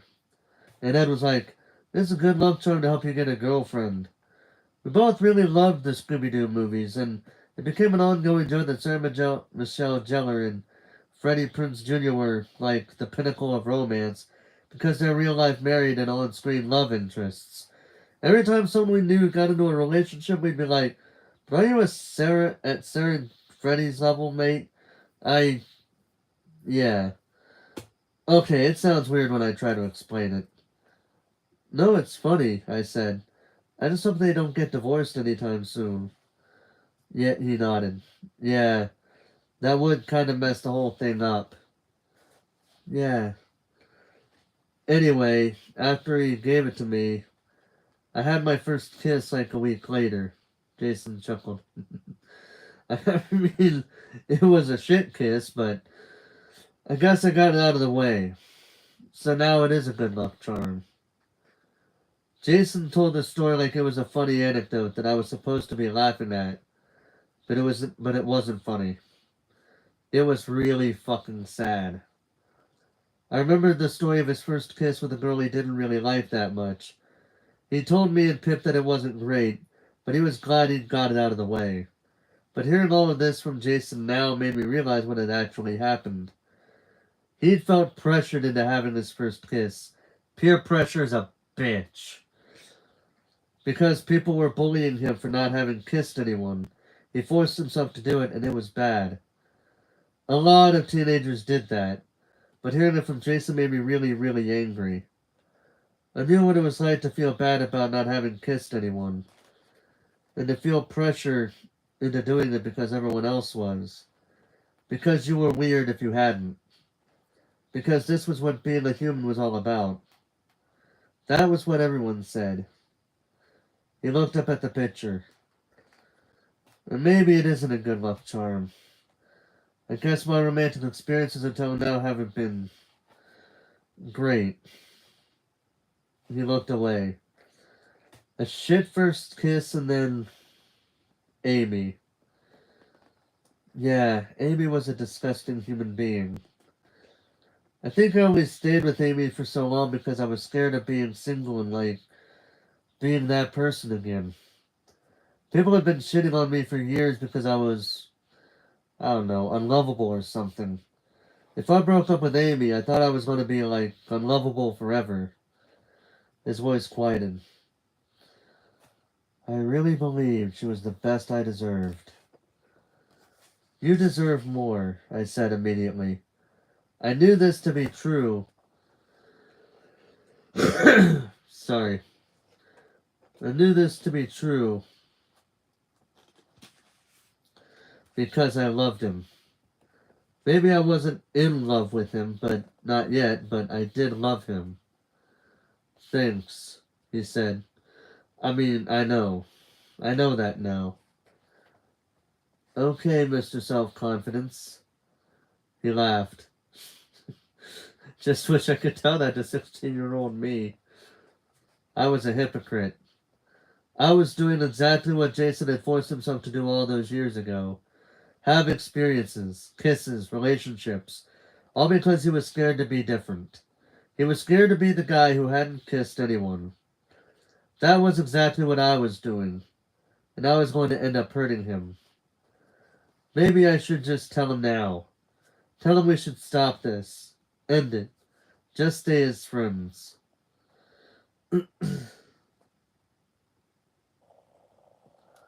But maybe if I just held on for a little bit longer, we would fall in love and I would not hate myself anymore. Before I had a chance to speak again, Jason had already moved to the headboard and opened up his laptop. Anyway, a movie? He patted the bed next to him and pulled a blanket from underneath him. You can choose, since I chose the cinema movie. I moved next to him to survey the movie options. He pulled the blanket over our legs. What if this was all a precursor to us having sex? Or even just kissing? This was the normal time we would start kissing, right? People who were on a date didn't just sit through a movie. They got 10 minutes in and then started making out. I just voice cracked there. What the heck? Was I going to do that? Just thinking about it made me want to cry. I chose something and we watched in silence. I kept fidgeting. I didn't know what to do. I didn't know what I wanted to do. Georgia? Jason asked after about 20 minutes. You okay? I was freaking out. I was majorly freaking out. I liked Jason and I wanted to chill out and watch a movie with him, but I didn't want to do any of the other stuff. One of my sexuality was just the letter X, like the Kinsey scale told me. Actually, I'm feeling a bit unwell. Jason sat up from the headboard. Oh no, what's wrong? I just shook my head. Nothing bad, I'm just a bit headachy, to be honest. Do you want to call it a day? You should go take a nap or something. God, Jason was so nice. Would that be okay? I asked. He nodded earnestly. Of course. When I left, there was a short moment of overwhelming relief. But after that, I just hated myself. Let me see how many more pages I got left until the...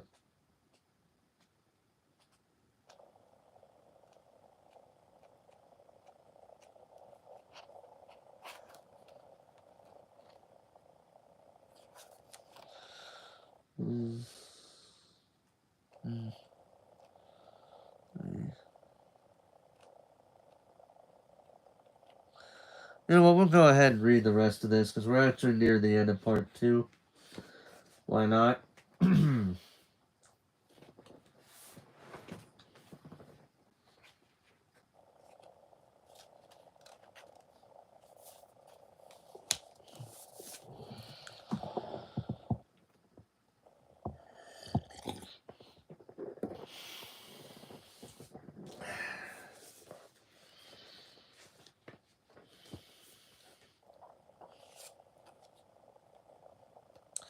Sunil. I didn't even end up going back to St. John's. I went straight downstairs and out of Castle College, thinking I was going to go to Tesco to get some comfort food for the evening. But then I just sat down on the steps and couldn't move. I was utterly messing this up. I was going to end up hurting Jason. And I was going to end up alone. Forever. If I couldn't find a guy who was lovely, kind, funny, attractive, my best friend, how could I ever like anybody? It didn't play out like this in movies. In movies, two childhood best friends would eventually realize that, despite everything, they had been made for each other this whole time, that their connection went beyond just attraction, and then they'd get together and lived happily ever after. Why wasn't this playing out like that? Georgia? Said a voice from behind me. I twisted my body, startled that someone whose voice I didn't immediately recognize knew who I was. I was startled again to see that it was Sunil, my college parent, who had the self-confidence of a member of Queer Eye. Sunil, I said. He chuckled. He was wearing a thick color black coat over a classic black tux. Correct, he said. How come you're at Castle? Music practice, he said, smiling warmly. I'm in the student orchestra and needed to run through a couple of things with the other cellists. He sat down next to me on the steps. You play the cello? I do. It's quite enjoyable, but orchestra is stressful. The conductor doesn't like me because me and Jess always get caught chatting. Jess from the Pride Social Stall? She's in it too? Yep. Oh, excuse me. Yep. Viola. So she wasn't there today. But we pretty much do everything together.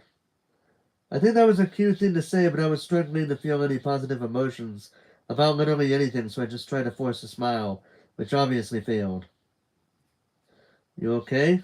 He asked, raising his eyebrows. I opened my mouth to say yes, I was absolutely fine, but I started hysterically laughing instead. I think that was the closest thing I had to crying in front of someone else. Oh no, said Sunil, eyes widening in alarm. You're definitely not okay. He waited for me to say something. I'm fine, I said. If I was a doll, that would be one of my pre-recorded phrases. Oh no, Sunil shook his head. That was the worst lie I've ever heard in my life. That actually did make me laugh for real. Sunil waited again to see if I was going to elaborate. You didn't come to the Pride Socialist Fresh or Sweet Club night, he continued, turning to me a little. Oh, yeah, I shrugged weakly. Club nights aren't really my thing. I got the email about it, of course. It'd been 2 weeks ago. Pride Shows welcomes you. Come party with your new family of quote bags. I had to I had to Google what quote bag meant, but even while doing that, I knew I wouldn't go. Even if I liked drinking and clubbing, I wouldn't go. I didn't belong. I didn't know whether I was a quote bag or not. He nodded. You know what? Same. Really? Yep. Can't stand alcohol. It gives me the shakes, and I'm such a lightweight. I'd much rather have a queer film night or a queer tea party, you know? As he spoke, I glanced down at his jacket and found that he was wearing those badges again. I'd homed in on the one with this purple, black, gray, and white stripes. God, I'd meant to look up what that meant. I really did want to know. Speaking of Pride, Soch, he said, gesturing at his tux, I'm heading off to its autumn formal. The rest of the exec team are setting it up right now, and I'm hoping there haven't been any disasters. I didn't know what possessed me to ask, but the next thing I said was, Can I come? He's raised an eyebrow. You want to come along? You didn't RSVP to the email. I'd received that email too. I hadn't deleted it. I'd imagined quite vividly what it would be like to attend something like that, confidently a part of something. I could help set up, I suggested. I liked Sunil. I really did. I wanted to hang out with him a little more. I wanted to see what the Pride Soch was like. And I wanted to forget about what had just happened with Jason. He looked at me for a long moment and then he smiled. You know what? Why not? We could do with an extra person to help blow up balloons. Are you sure? Yeah. Suddenly I felt myself getting cold feet. I looked down at my overalls and woolly jumper. I'm not dressed for a formal. No one gives a shit about what you're wearing, Georgia. This is the Pride Society. But you look sexy and I look like I just rode up to a 9 a.m. lecture. Sexy? He laughed like he had a private joke with the word, and then he stood up and held out a hand. I didn't know what else to do or say, so I took it.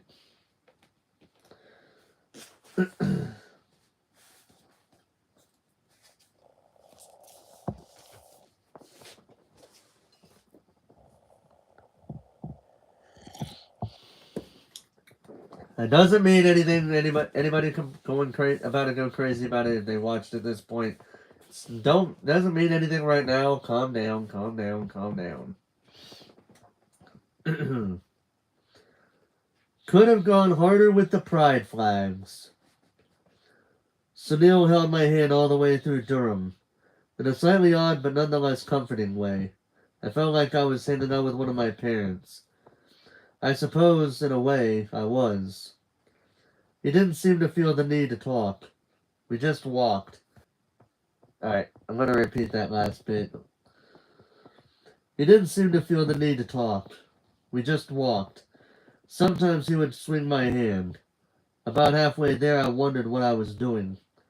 I wanted to be curled up in bed, reading the Jimmy Rowan Spider-Man AU fanfic I'd started last night. I shouldn't be at this formal. I didn't deserve to be at this formal. I needed to message Jason and explain. I needed to explain what was wrong with me. I needed to say sorry. Here we are, said Sunil, smiling. We had reached a red door leading into one of Durham's many old Dickensian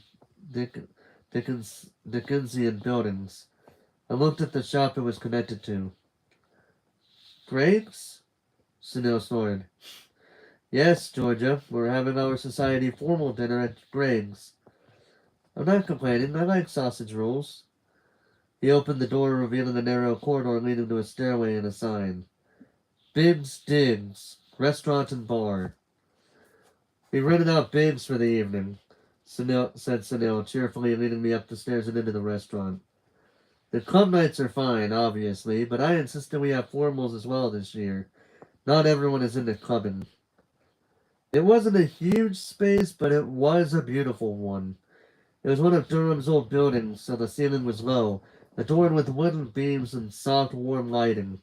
All the tables had been arranged in neat squares, laden with white tablecloths, candles, shiny cutlery, and colorful centerpieces that featured all sorts of different pride flags. Some I recognized, some I didn't. A few multicolored balloons had hung from the corners of the room, and streamers bordered the windows. Right at the back, overlooking the whole room, was a big rainbow flag. Could have gone harder with the pride flags, Sunil said, narrowing his eyes. I couldn't tell whether he was joking. We weren't alone in the room. There was a small gathering of people putting a few final touches on the decorations. I quickly spotted the other third year I met at the stall, Jess, although her braids were styled into an updo. She was wearing a dress with tiny dogs on it. She waved, skipped over to Sunil, and swung her arm around him. Oh my God, finally, she said. How's it going? Good, actually. We're just arguing about whether to do place cards or not. People will want to sit with their friends, though. That's what I think, but Alex thinks that'll cause chaos. They discussed place cards while I stood slightly behind Sunil, like a toddler behind their parents' leg in a family gathering. The students all appeared to be third years. The students setting up all appeared to be third years. Some were dressed in bright, quirky outfits, sequins, patterned suits, and big heels, while others were more ordinary dresses and tuxes. I felt entirely out of place in my overalls, no matter what Sunil had said. Oh, and I brought George along to help set up, said Sunil, interrupting my thoughts. He gave me a squeeze round my shoulders. Jess smiled at me. I felt a little panicked. Was she going to ask why I was here? What was my sexuality? Why hadn't I come to any of their other events? Can you blow up balloons? She asked. Yeah. Thank God, because I literally can't, and Laura is moaning about doing it because she's apparently got a cough. And then she handed me a packet of balloons. Sunil had to go off to assist with the evening's preparations, and I quickly started to feel like I'd made a terrible mistake by coming, and that I was going to be forced into talking to a load of people I really didn't know. But Jess seemed happy for me to tag along, working my way through the balloons as she caught up with her friends and acquaintances, and I even got to know her a little, asking her about the orchestra and playing the viola and her friendship with Sunil. I honestly did not have a real friend here until I met him, she said after we'd finished tying up the last cluster of balloons. We got sat next to each other at orchestra, and we just immediately started gushing about what each other was wearing. And we've been glued at the hip ever since. She smiled, watching Sunil chatting to some timid-looking freshers. Everyone loves Sunil. Well, he's really nice. That makes sense, I said. Not just that, but he's actually a really good president. He won the Pride Star selection by a landslide. Everyone was really fed up with the president last year. He didn't want to use anyone else's ideas except his own. Oh, speaking of, Jess hopped over to Sunil and quietly said, Lloyd's here, just a heads up. She pointed toward the entrance. Sunil glanced towards the door where a skinny blonde guy wearing a velvet tux was standing. An expression I hadn't seen on Sunil before flashed across his features. Annoyance. Lloyd looked over at him, unsmiling, then walked away towards the table on the other side of the room. Lloyd hates Sunil, said Jess as Sunil rejoined his conversation with the group of freshers. So that's a bit of a thing there. Drama? I asked. Jess nodded. Drama. Yes, because college is not college without drama. People always gotta be going crazy about that sort of thing. Always.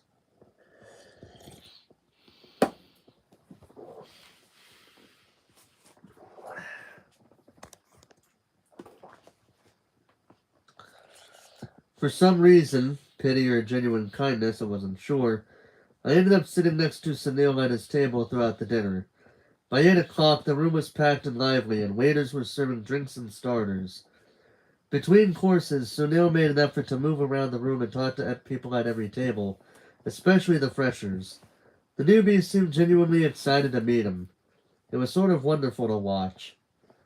I managed to chat a little to the other people at my table, but I was relieved when Sunil returned for dessert, and I could get to talk to him properly. He told me that he was studying music, which he thought was probably a mistake, but he was enjoying it. He was from Birmingham, which explained the very slight tinge in his accent, which I hadn't been able to place. He had no idea what he was doing after Durham yet, despite this being the final year of his degree. I told him about our Shakespeare Society and how it's probably going to be a disaster. I did a little bit of acting when I was at school, said Sunil when I told him about us needing a fifth member. He launched into a story of the time he played a minor role in a school production of Wicked, and concluded it by saying, "Maybe I could be in your play. I do miss the theater." I told him that would be amazing. "I'm so busy though," he said. "I just have a lot going on all the time." And judging by the tired expression on his face, he wasn't exaggerating, so I told him it'd be okay if he couldn't. But he said he'd think about it. I hadn't met a lot of openly queer people before. There had been a crowd of people at school who Pip hung out from time to time, but there could only have been about 7 or 8 of them, max. I don't know what I expected. There was no particular type of person, no particular style or look, but they were all so friendly. There were a few obvious friendship groups, but mostly people were happy to chat to whoever. They were all just themselves. I don't know how to explain it. There was no pretending, no hiding, no faking. In this little restaurant hidden away in the old streets of Durham, a bunch of queer people could all show up and just be. I don't think I'd understood what that was like until that moment. I already just took a drink, so I'm moving on. After dessert, tables were moved to the side and the real mingling began. The lights were dimmed and the music was turned up, and almost everyone was standing, chatting, laughing, and drinking. I quickly realized my socializing reserves had been utterly depleted, but what had honestly felt like the longest day of my life. And I'd also drunk enough alcohol to be in that weird space where everything feels like a dream, so I found an empty seat in a corner and huddled there with my phone and a glass of wine for half an hour, scrolling through Twitter and Instagram. "Hiding in this corner, college child?" I raised my head, startled, but it was only Sunil, a glass of lemonade in hand. He looked like a celebrity in his tux, his hair pushed neatly back. I supposed he was a celebrity here. He sat down in the chair next to me. "How are you doing?" I nodded at him. "Fine. Yeah, this has been really nice." He smiled and gazed out at the room. Happy people having fun. "Yeah, it's been a success." "Have you organized anything like this before?" "Never. I was part of the society's leadership team last year, but events like this weren't my call. Last year was literally all bar crawls and club nights." I grimaced. Sunil saw and laughed. "Yeah, exactly." "Is it stressful being the president?" "Sometimes, but it's worth it. Makes me feel that I'm doing something important, and that I'm part of something important." He let out a breath. I I did things on my own for a long time. I know how it feels to be totally alone. So now I'm trying to make sure no queer person has to feel like that in this city. I nodded again. I could understand that. I'm no superhero or anything. I don't want to be. A lot of the freshers see me as this, like, queer angel sent down to fix all their problems, and I'm not. I'm really, really not. I'm just a person. But I like to think I'm making a positive impact, even if it's a small one. I suddenly got the sense that Sunil had been through a lot before he'd become this person. Confident, eloquent, wise. He hadn't always been the self-assured president of a society, but whatever he'd been through, he'd done it. He'd survived. And he was making the world a better place. But I'm very tired all the time, he said with a small chuckle. I think sometimes I forget about looking after myself. Just binging a show or, I don't know, baking a cake. I hardly ever do stuff like that. Sometimes I wish I could spend a little more time just doing something utterly pointless. He met my eyes. And now I'm oversharing. I don't mind, I blurted. I really didn't. I liked deep chats, and I felt like I was getting to know Sunil properly. If I knew that he, as my college parent, was supposed to be my mentor here at Durham, but I already wanted to know him better than that. I wanted us to be friends. But that was when I heard the voice. Georgia? I looked up, though I didn't need to, because I knew the voice almost as well as my own.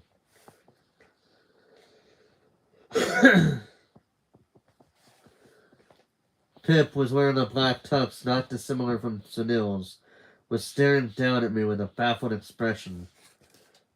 What are you doing here? Oh, it's gonna be awkward for a moment. Awkwardness. Gotta love the awkward moments sometimes, and not in a good. And I say that sarcastically.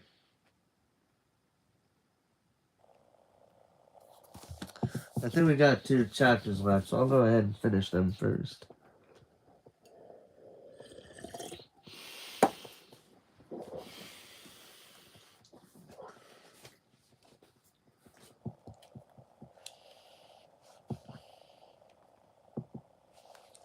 Pip.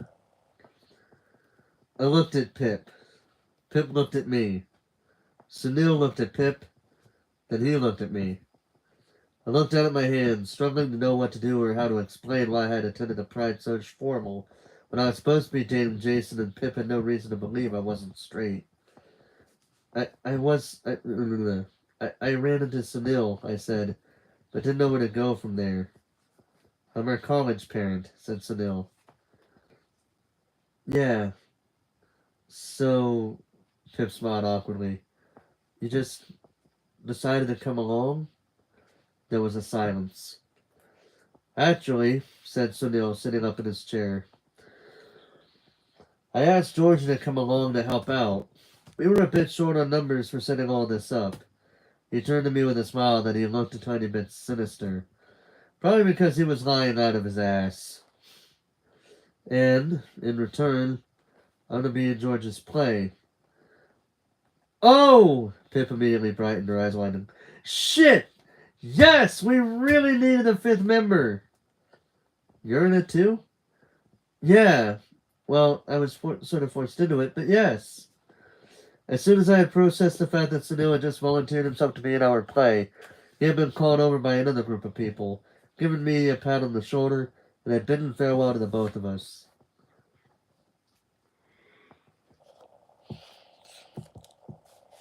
Pip met my eyes again. She still seemed a bit confused. Shall we go to the bar? I nodded. I'd had too much wine and I needed some water. Badly. Yeah. It actually took us around 20 minutes to get to the bar, because people kept stopping to talk to Pip. Pip had made a huge number of new friends here at Pride Soch, which shouldn't have surprised me. She'd always been good at making friends, but she was selective, and back in our hometown, there hadn't actually been many people she'd wanted to hang out with. There had been the other girls in our form when we were in the lower school, and she'd had a handful of queer mates in the 6th form, but there was no Pride Soch at our school. Rural Kent didn't have any sort of queer areas or shops or clubs like in the big cities. She came out to me when we were 15. It wasn't the most dramatic or funny or emotional of coming outs, if films or TV were anything to go by. I think I might like girls instead, was what she'd said while we were scouring the high street shops for new school bags. There'd been some build-up. We'd been talking about boys who went to the all-boys school. I've been saying how I didn't really understand the hype. Pip agreed. It goes without saying that Pip had a shit time, generally. And while Pip had many, many other acquaintances who she could definitely have deepened friendships with, she always came to me to talk about difficult things. I don't know if that's because she trusted me or just because I was a good listener. Maybe both. Either way, I became a safe place. I've been happy to be one, and and I still was now. I was happy to give that to her. Sorry about that, she said, once we finally sat down on the bar stools and had ordered 2 glasses of apple juice, neither of us particularly in the mood to continue drinking alcohol. She was smiling. No, you're not, I grinned back. You're extremely popular. Okay, you got me. She crossed her legs, revealing strippy socks peeping out from underneath her trousers. I'm extremely popular now, and I am loving it. Don't worry, you and Jason are still my joint number ones. I looked back at the little crowds of Pride Social members, some just standing and chatting, others dancing, others sitting in corners with drinks, whispering intimately.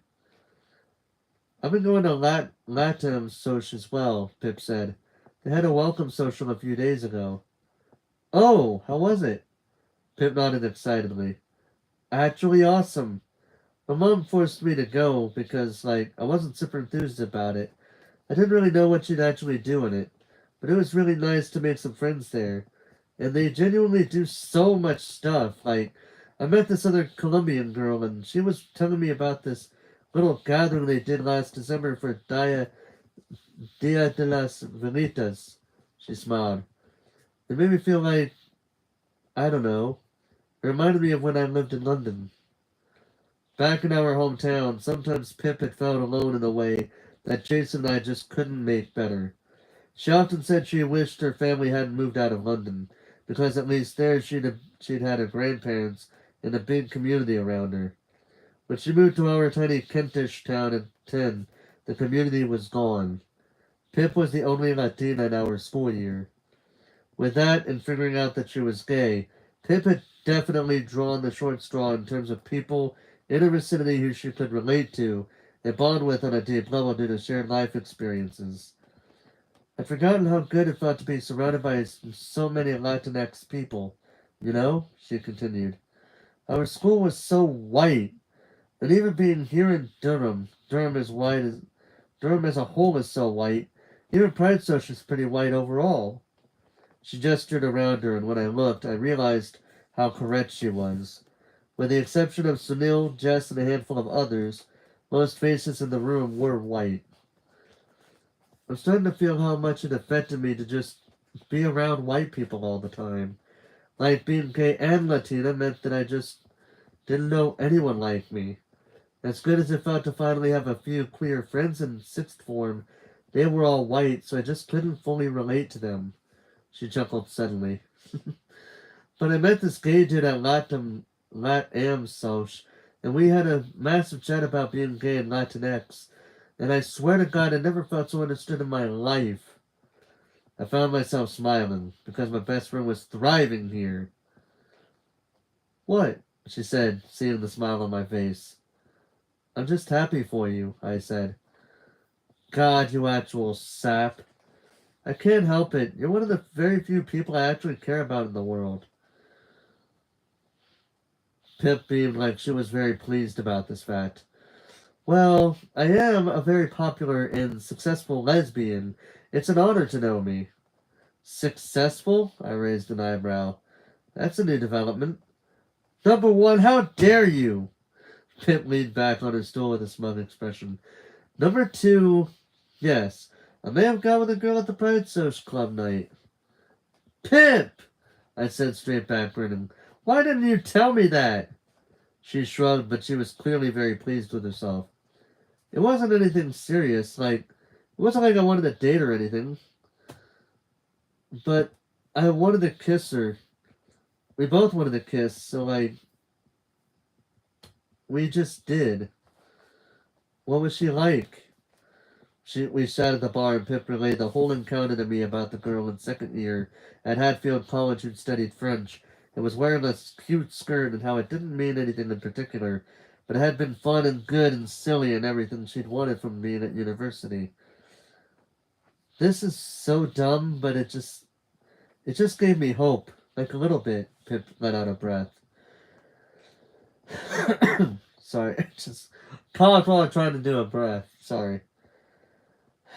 Like, I might not be alone forever. Like, I might have the chance to be properly myself here.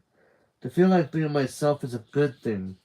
She laughed and brushed the curls out of her eyes. I don't know if I ever felt like being me was good. That's a mood, I replied in a jokey way, but I guess I sort of meant it. Well, if you ever consider being gay, let me know. I could very quickly hook you up with someone. I have contacts now. I snorted. If only sexuality worked like that. What, choosing it? Yeah. I think I'd choose to be gay if I could. Pip didn't say anything for a moment, and I wondered if I'd said something weird or offensive. It was the truth, though. I would have chosen to be gay if I could. I knew liking girls could be hard when you're also a girl. It usually was, at least for a while. But it was beautiful, too. So fucking beautiful. Liking girls when you're a girl was power. It was light. Hope. Joy. Passion. Sometimes it took girls who liked girls a little while to find that. But when they found it, they flew. You know, said Pip, straight people don't think shit like that. Oh, really? Yeah, thinking shit like that is, like, step one to realizing you're a lesbian. Oh, right. I laughed awkwardly. I was still pretty sure I wasn't a lesbian. Or maybe I was and I was just really repressed. Or maybe I was just X on the Kinsey scale. Nothing. God, I was regretting not ordering more alcohol. We sat in silence for a moment, neither of us wanting to really push the issue. Normally, Pip was nosy as hell whenever we started talking about deep stuff, but she probably knew there was some things that it wasn't cool to be nosy about. I wished she had been nosy. I wished I could find the words to talk about all of this with my best friend. So, you and Jason... Sorry. So, you and Jason, said Pip, and I thought, oh no. Yeah? I said. Pip snorted. Have you kissed yet? I felt myself go a bit red. No. Good. I can't imagine you kissing. She narrowed her eyes and looked off into the distance. It'd be like, I don't know, like seeing my siblings kiss. Well, we're probably going to end up doing it at some point, I said. Definitely. We definitely were. Pip looked at me again. I couldn't read her. Was she annoyed? Did she just find it weird? You've never really been interested in anyone before, she said. I mean, the Tommy thing, that was all... You just made up that crush by accident. Yeah, I agreed. But you just like Jason now? I blinked at her. What, don't you believe me? She leaned forward a little, then back again. I'm not sure I do. Why not? She didn't want to say it. She knew it'd be disrespectful to say it, to assume anything about my sexuality, but we were both thinking it. We were both thinking that I probably just didn't like men. I didn't know what to say because I didn't disagree. I wanted to tell Pip that I didn't feel sure about anything, and I felt so weird all the time to the point that I hated myself. Being a kid who knows all about sexuality from the internet, but couldn't even vaguely work out what I was. Couldn't even come up with a ballpark estimate, even when everyone else seemed to find it so easy. Or if they didn't find it easy, they got through the hard bit at school, and by the time they were my age, they were already kissing and having sex and falling in love as much as they wanted. All I could manage to say was, I don't really know how I feel. Pip could tell I wasn't saying everything that was in my head. She could always tell. She grabbed my hand and held it. That's okay, my guy, she said. That's fine. Sorry, I mumbled. I'm shit at explaining it. It sounds fake. I'm here to talk whenever you want, man. Okay. She pulled me into a side hug, my face pressing against her collar. Date Jason for a bit if you want. Just don't hurt him, okay? He acts all calm and collected, but he's really sensitive after all that shit with Amy. I know. I won't. I lifted my head. You really okay with it? Her smile was forced and pained, and it nearly broke my heart. Of course. I love you. Love you too. So we got one more chapter, and then I'm done.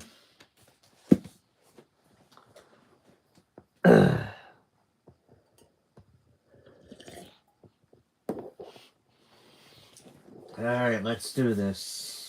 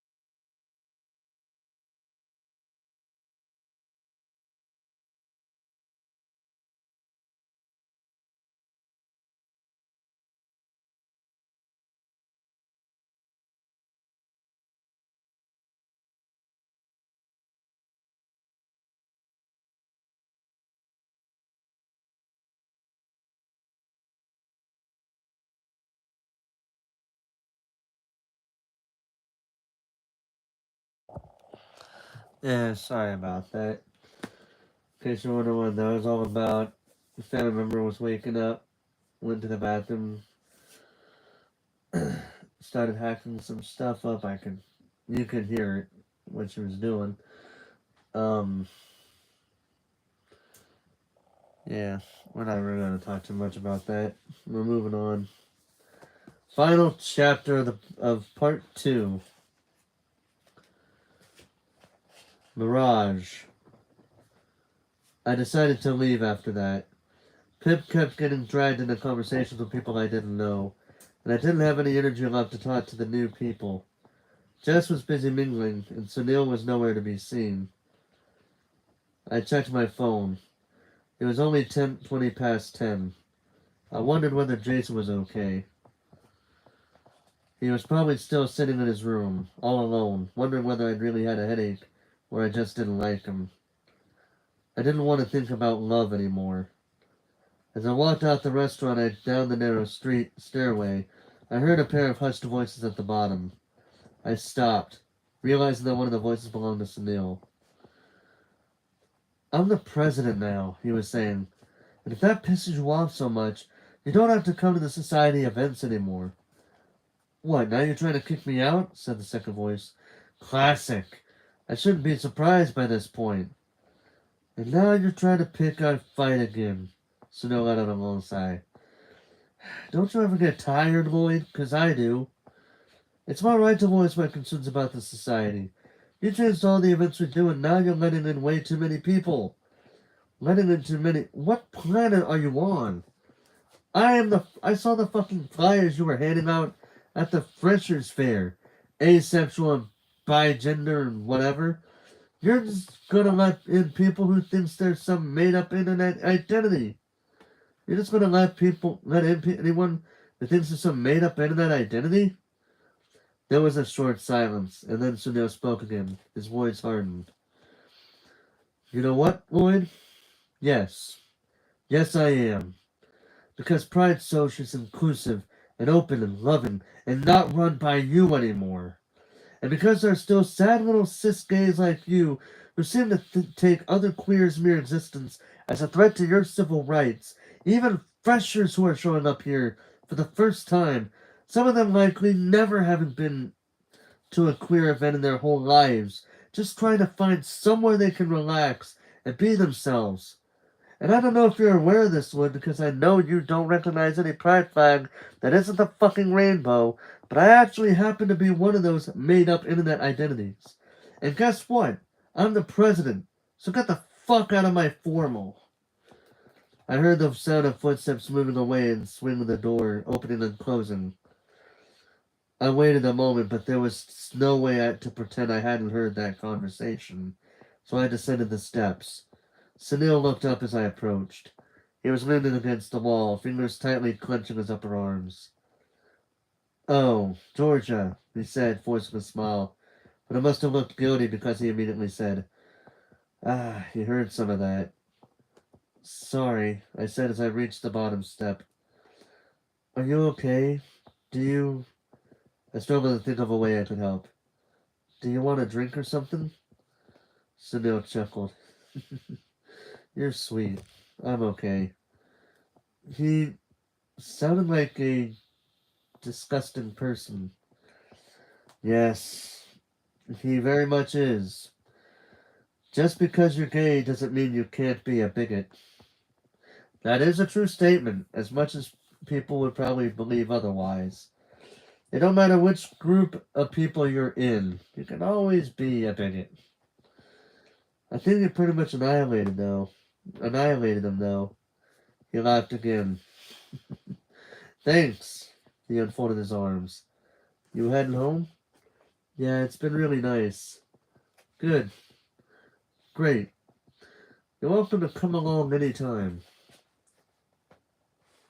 Thank you. And thanks for what you said to Pip about, why I was there.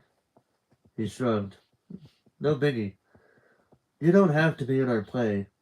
Oh no, I'm definitely being in your play. My mouth dropped open. You are? Definitely. I've really needed to do something like this. Something fun. So I'm in. He put his hands in his pockets. If you'll have me. Yeah. Yeah, we sort of need 5 members of the society to get strapped. Well, there we have it then. Message me the details? Yeah, definitely. There was a pause. I could have left. It would have made sense for me to head home. But instead I found myself talking. I was sort of on a date today, I said, when you found me. Sunil raised his eyebrows.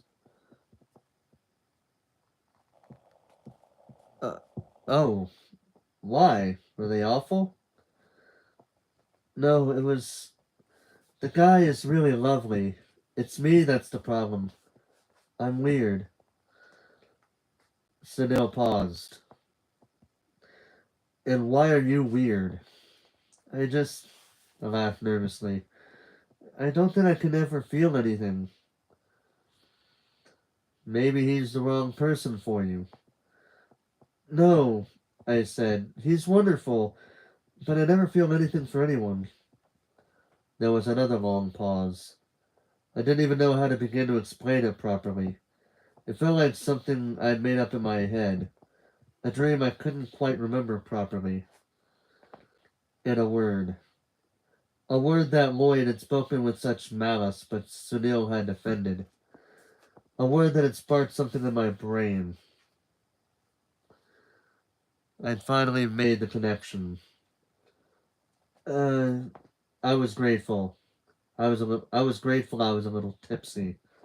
I pointed at his pin, the one with black, gray, white, and purple stripes. Is that the flag for being asexual? Sunil's eyes widened. For the briefest moment, he seemed genuinely shocked that I was not certain what his pin meant. Yes, he said. Asexuality. Do you know what that is? Now I had definitely heard of asexuality. I'd seen a few people talking about it online, and many people with it in their Twitter or Tumblr bios. Sometimes I even came across a fanfic with an asexual character. But I'd hardly ever heard people use the word in real life, or even on TV or in movies. I figured it was something to do with not liking sex, but I didn't know for sure. Not really, I said. I've heard of it. I immediately felt embarrassed by this admission. You really don't have to spend time explaining it to me. I could just go and look it up. He smiled again. It's okay. I'd like to explain it. The internet can be a bit confusing. I shut my mouth. Asexuality means I'm not sexually attracted to any gender. So, I thought about this. That means you don't want to have sex with anyone? He chuckled. Not necessarily. Some asexual people feel that way, but some don't. Now I was just confused. Sunil could tell. It's okay, he said, and it genuinely did make me feel like it was okay that I didn't understand.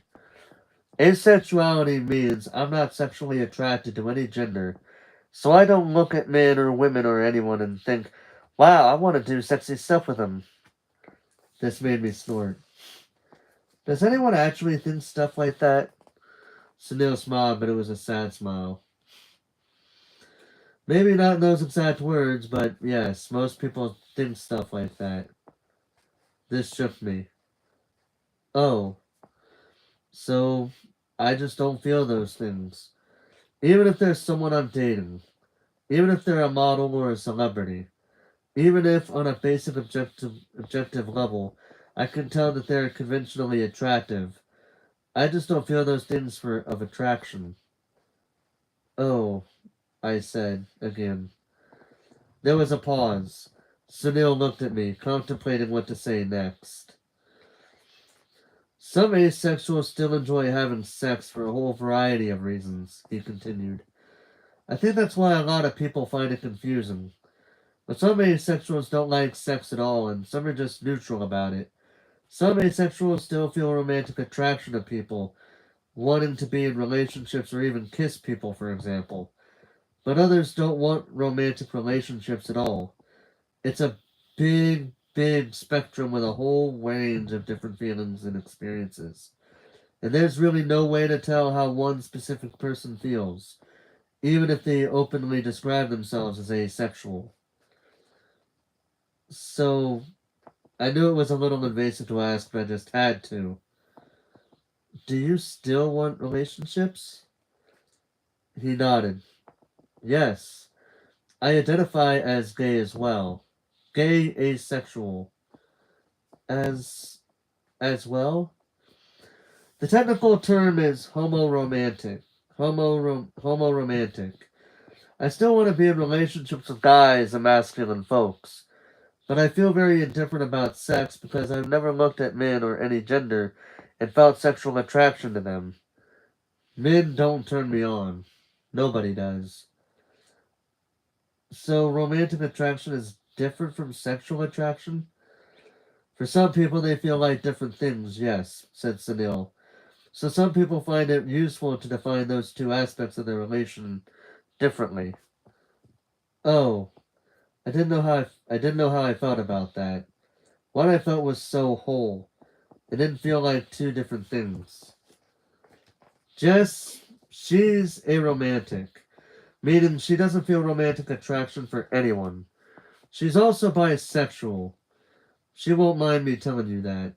She finds a lot of people physically attractive, but she just doesn't fall in love with them. Isn't that sad, was what I wanted to ask. How is she okay with that? How would I be okay with that? She's happy, Sunil said like he'd read my mind. It took her some time to feel happy with herself, but, I mean, you met her. She's happy with who she is. Maybe it's not the heteronormative dream that she grew up wishing for, but knowing who you are and loving yourself is so much better than that, I think. This is a lot, I said, my voice quiet and a little cranky. Sunil nodded again. I know. A lot. I know. Why do things have to be so complicated? Ah, the eternal wise words of Avril Lavigne.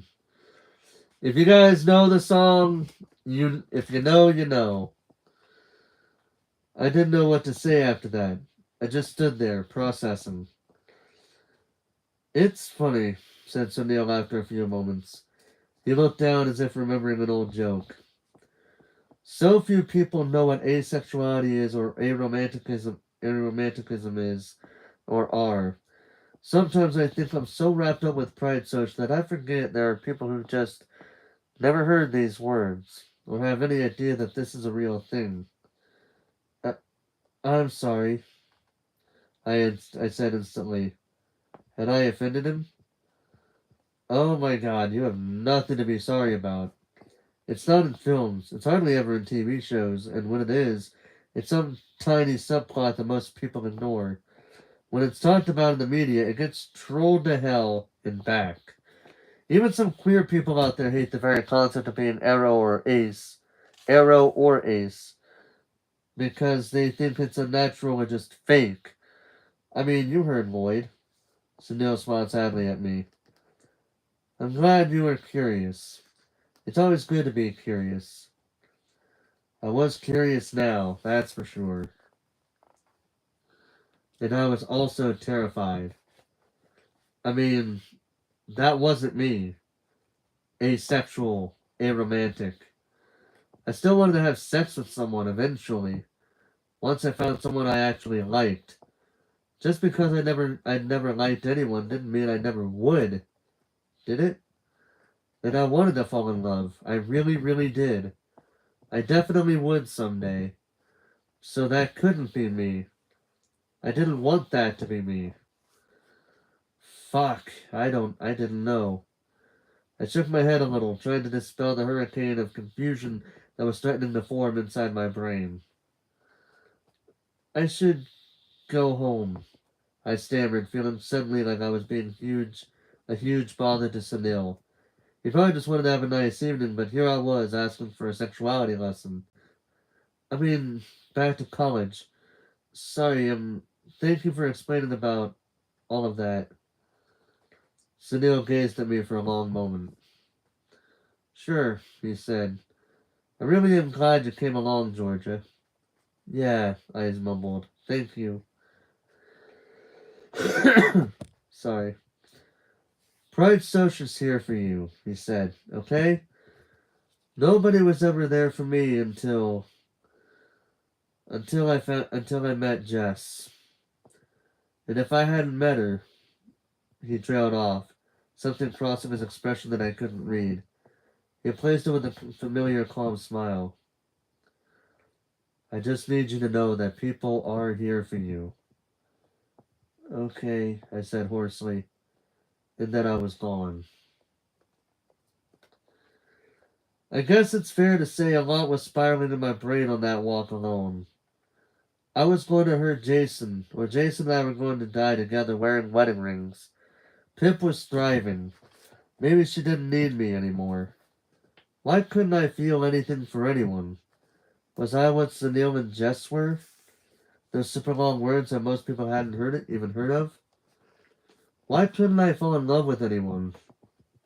I passed the shops and cafes, the history department in Hatfield College, drunk students and locals stumbling around, and the cathedral, lit up gently in the dark. That made me stop and think about how I had walked this path with Jason only a few hours earlier, and we had been laughing and I had almost been able to imagine that I was someone entirely different. When I got back to my room, the people upstairs were having sex again, rhythmic thumping against the wall. I hated it, but then I felt bad, because maybe it was two people in love. In the end, that was the problem with romance. It was so easy to romanticize romance because it was everywhere. It was in music and on TV and in filtered Instagram photos.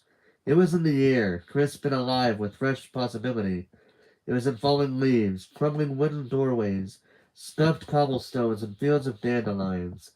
It was in the touch of hands, scrawled letters, crumpled sheets, and the golden hour. A soft yawn, early morning laughter, and shoes lined up together by the door. Eyes across the dance floor. I could see it all. I could see it all the time, all around. But when I got closer, I found that nothing was there.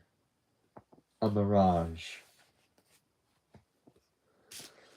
Took us a while, but we are finally at the end of at the end of part 2. Now, we still have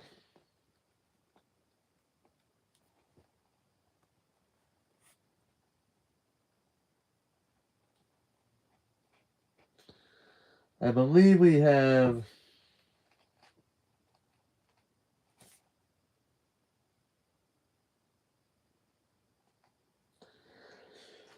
so yeah, we're now down. Now we are at part 3, and we got 3 more parts: 3, 4, and 5. Yeah, so we got 2 down. Got 2 down, 3 to go.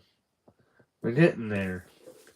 But with that being said, ladies and gentlemen, thank you guys for watching this live reading stream as we finally finished off part 2 of Loveless.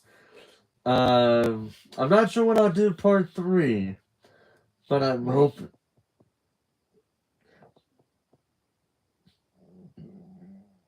Excuse me. But I'm hoping to read more of it soon. So that way, you know, because I really wanted to read these books during Pride Month, but I wasn't able to for reasons. But we seem to be back now, and hopefully we can keep this going. But we'll see. In any event, ladies and gentlemen, thank you guys for watching. Hope you guys enjoyed. And until next time, this is Forrest Walpole.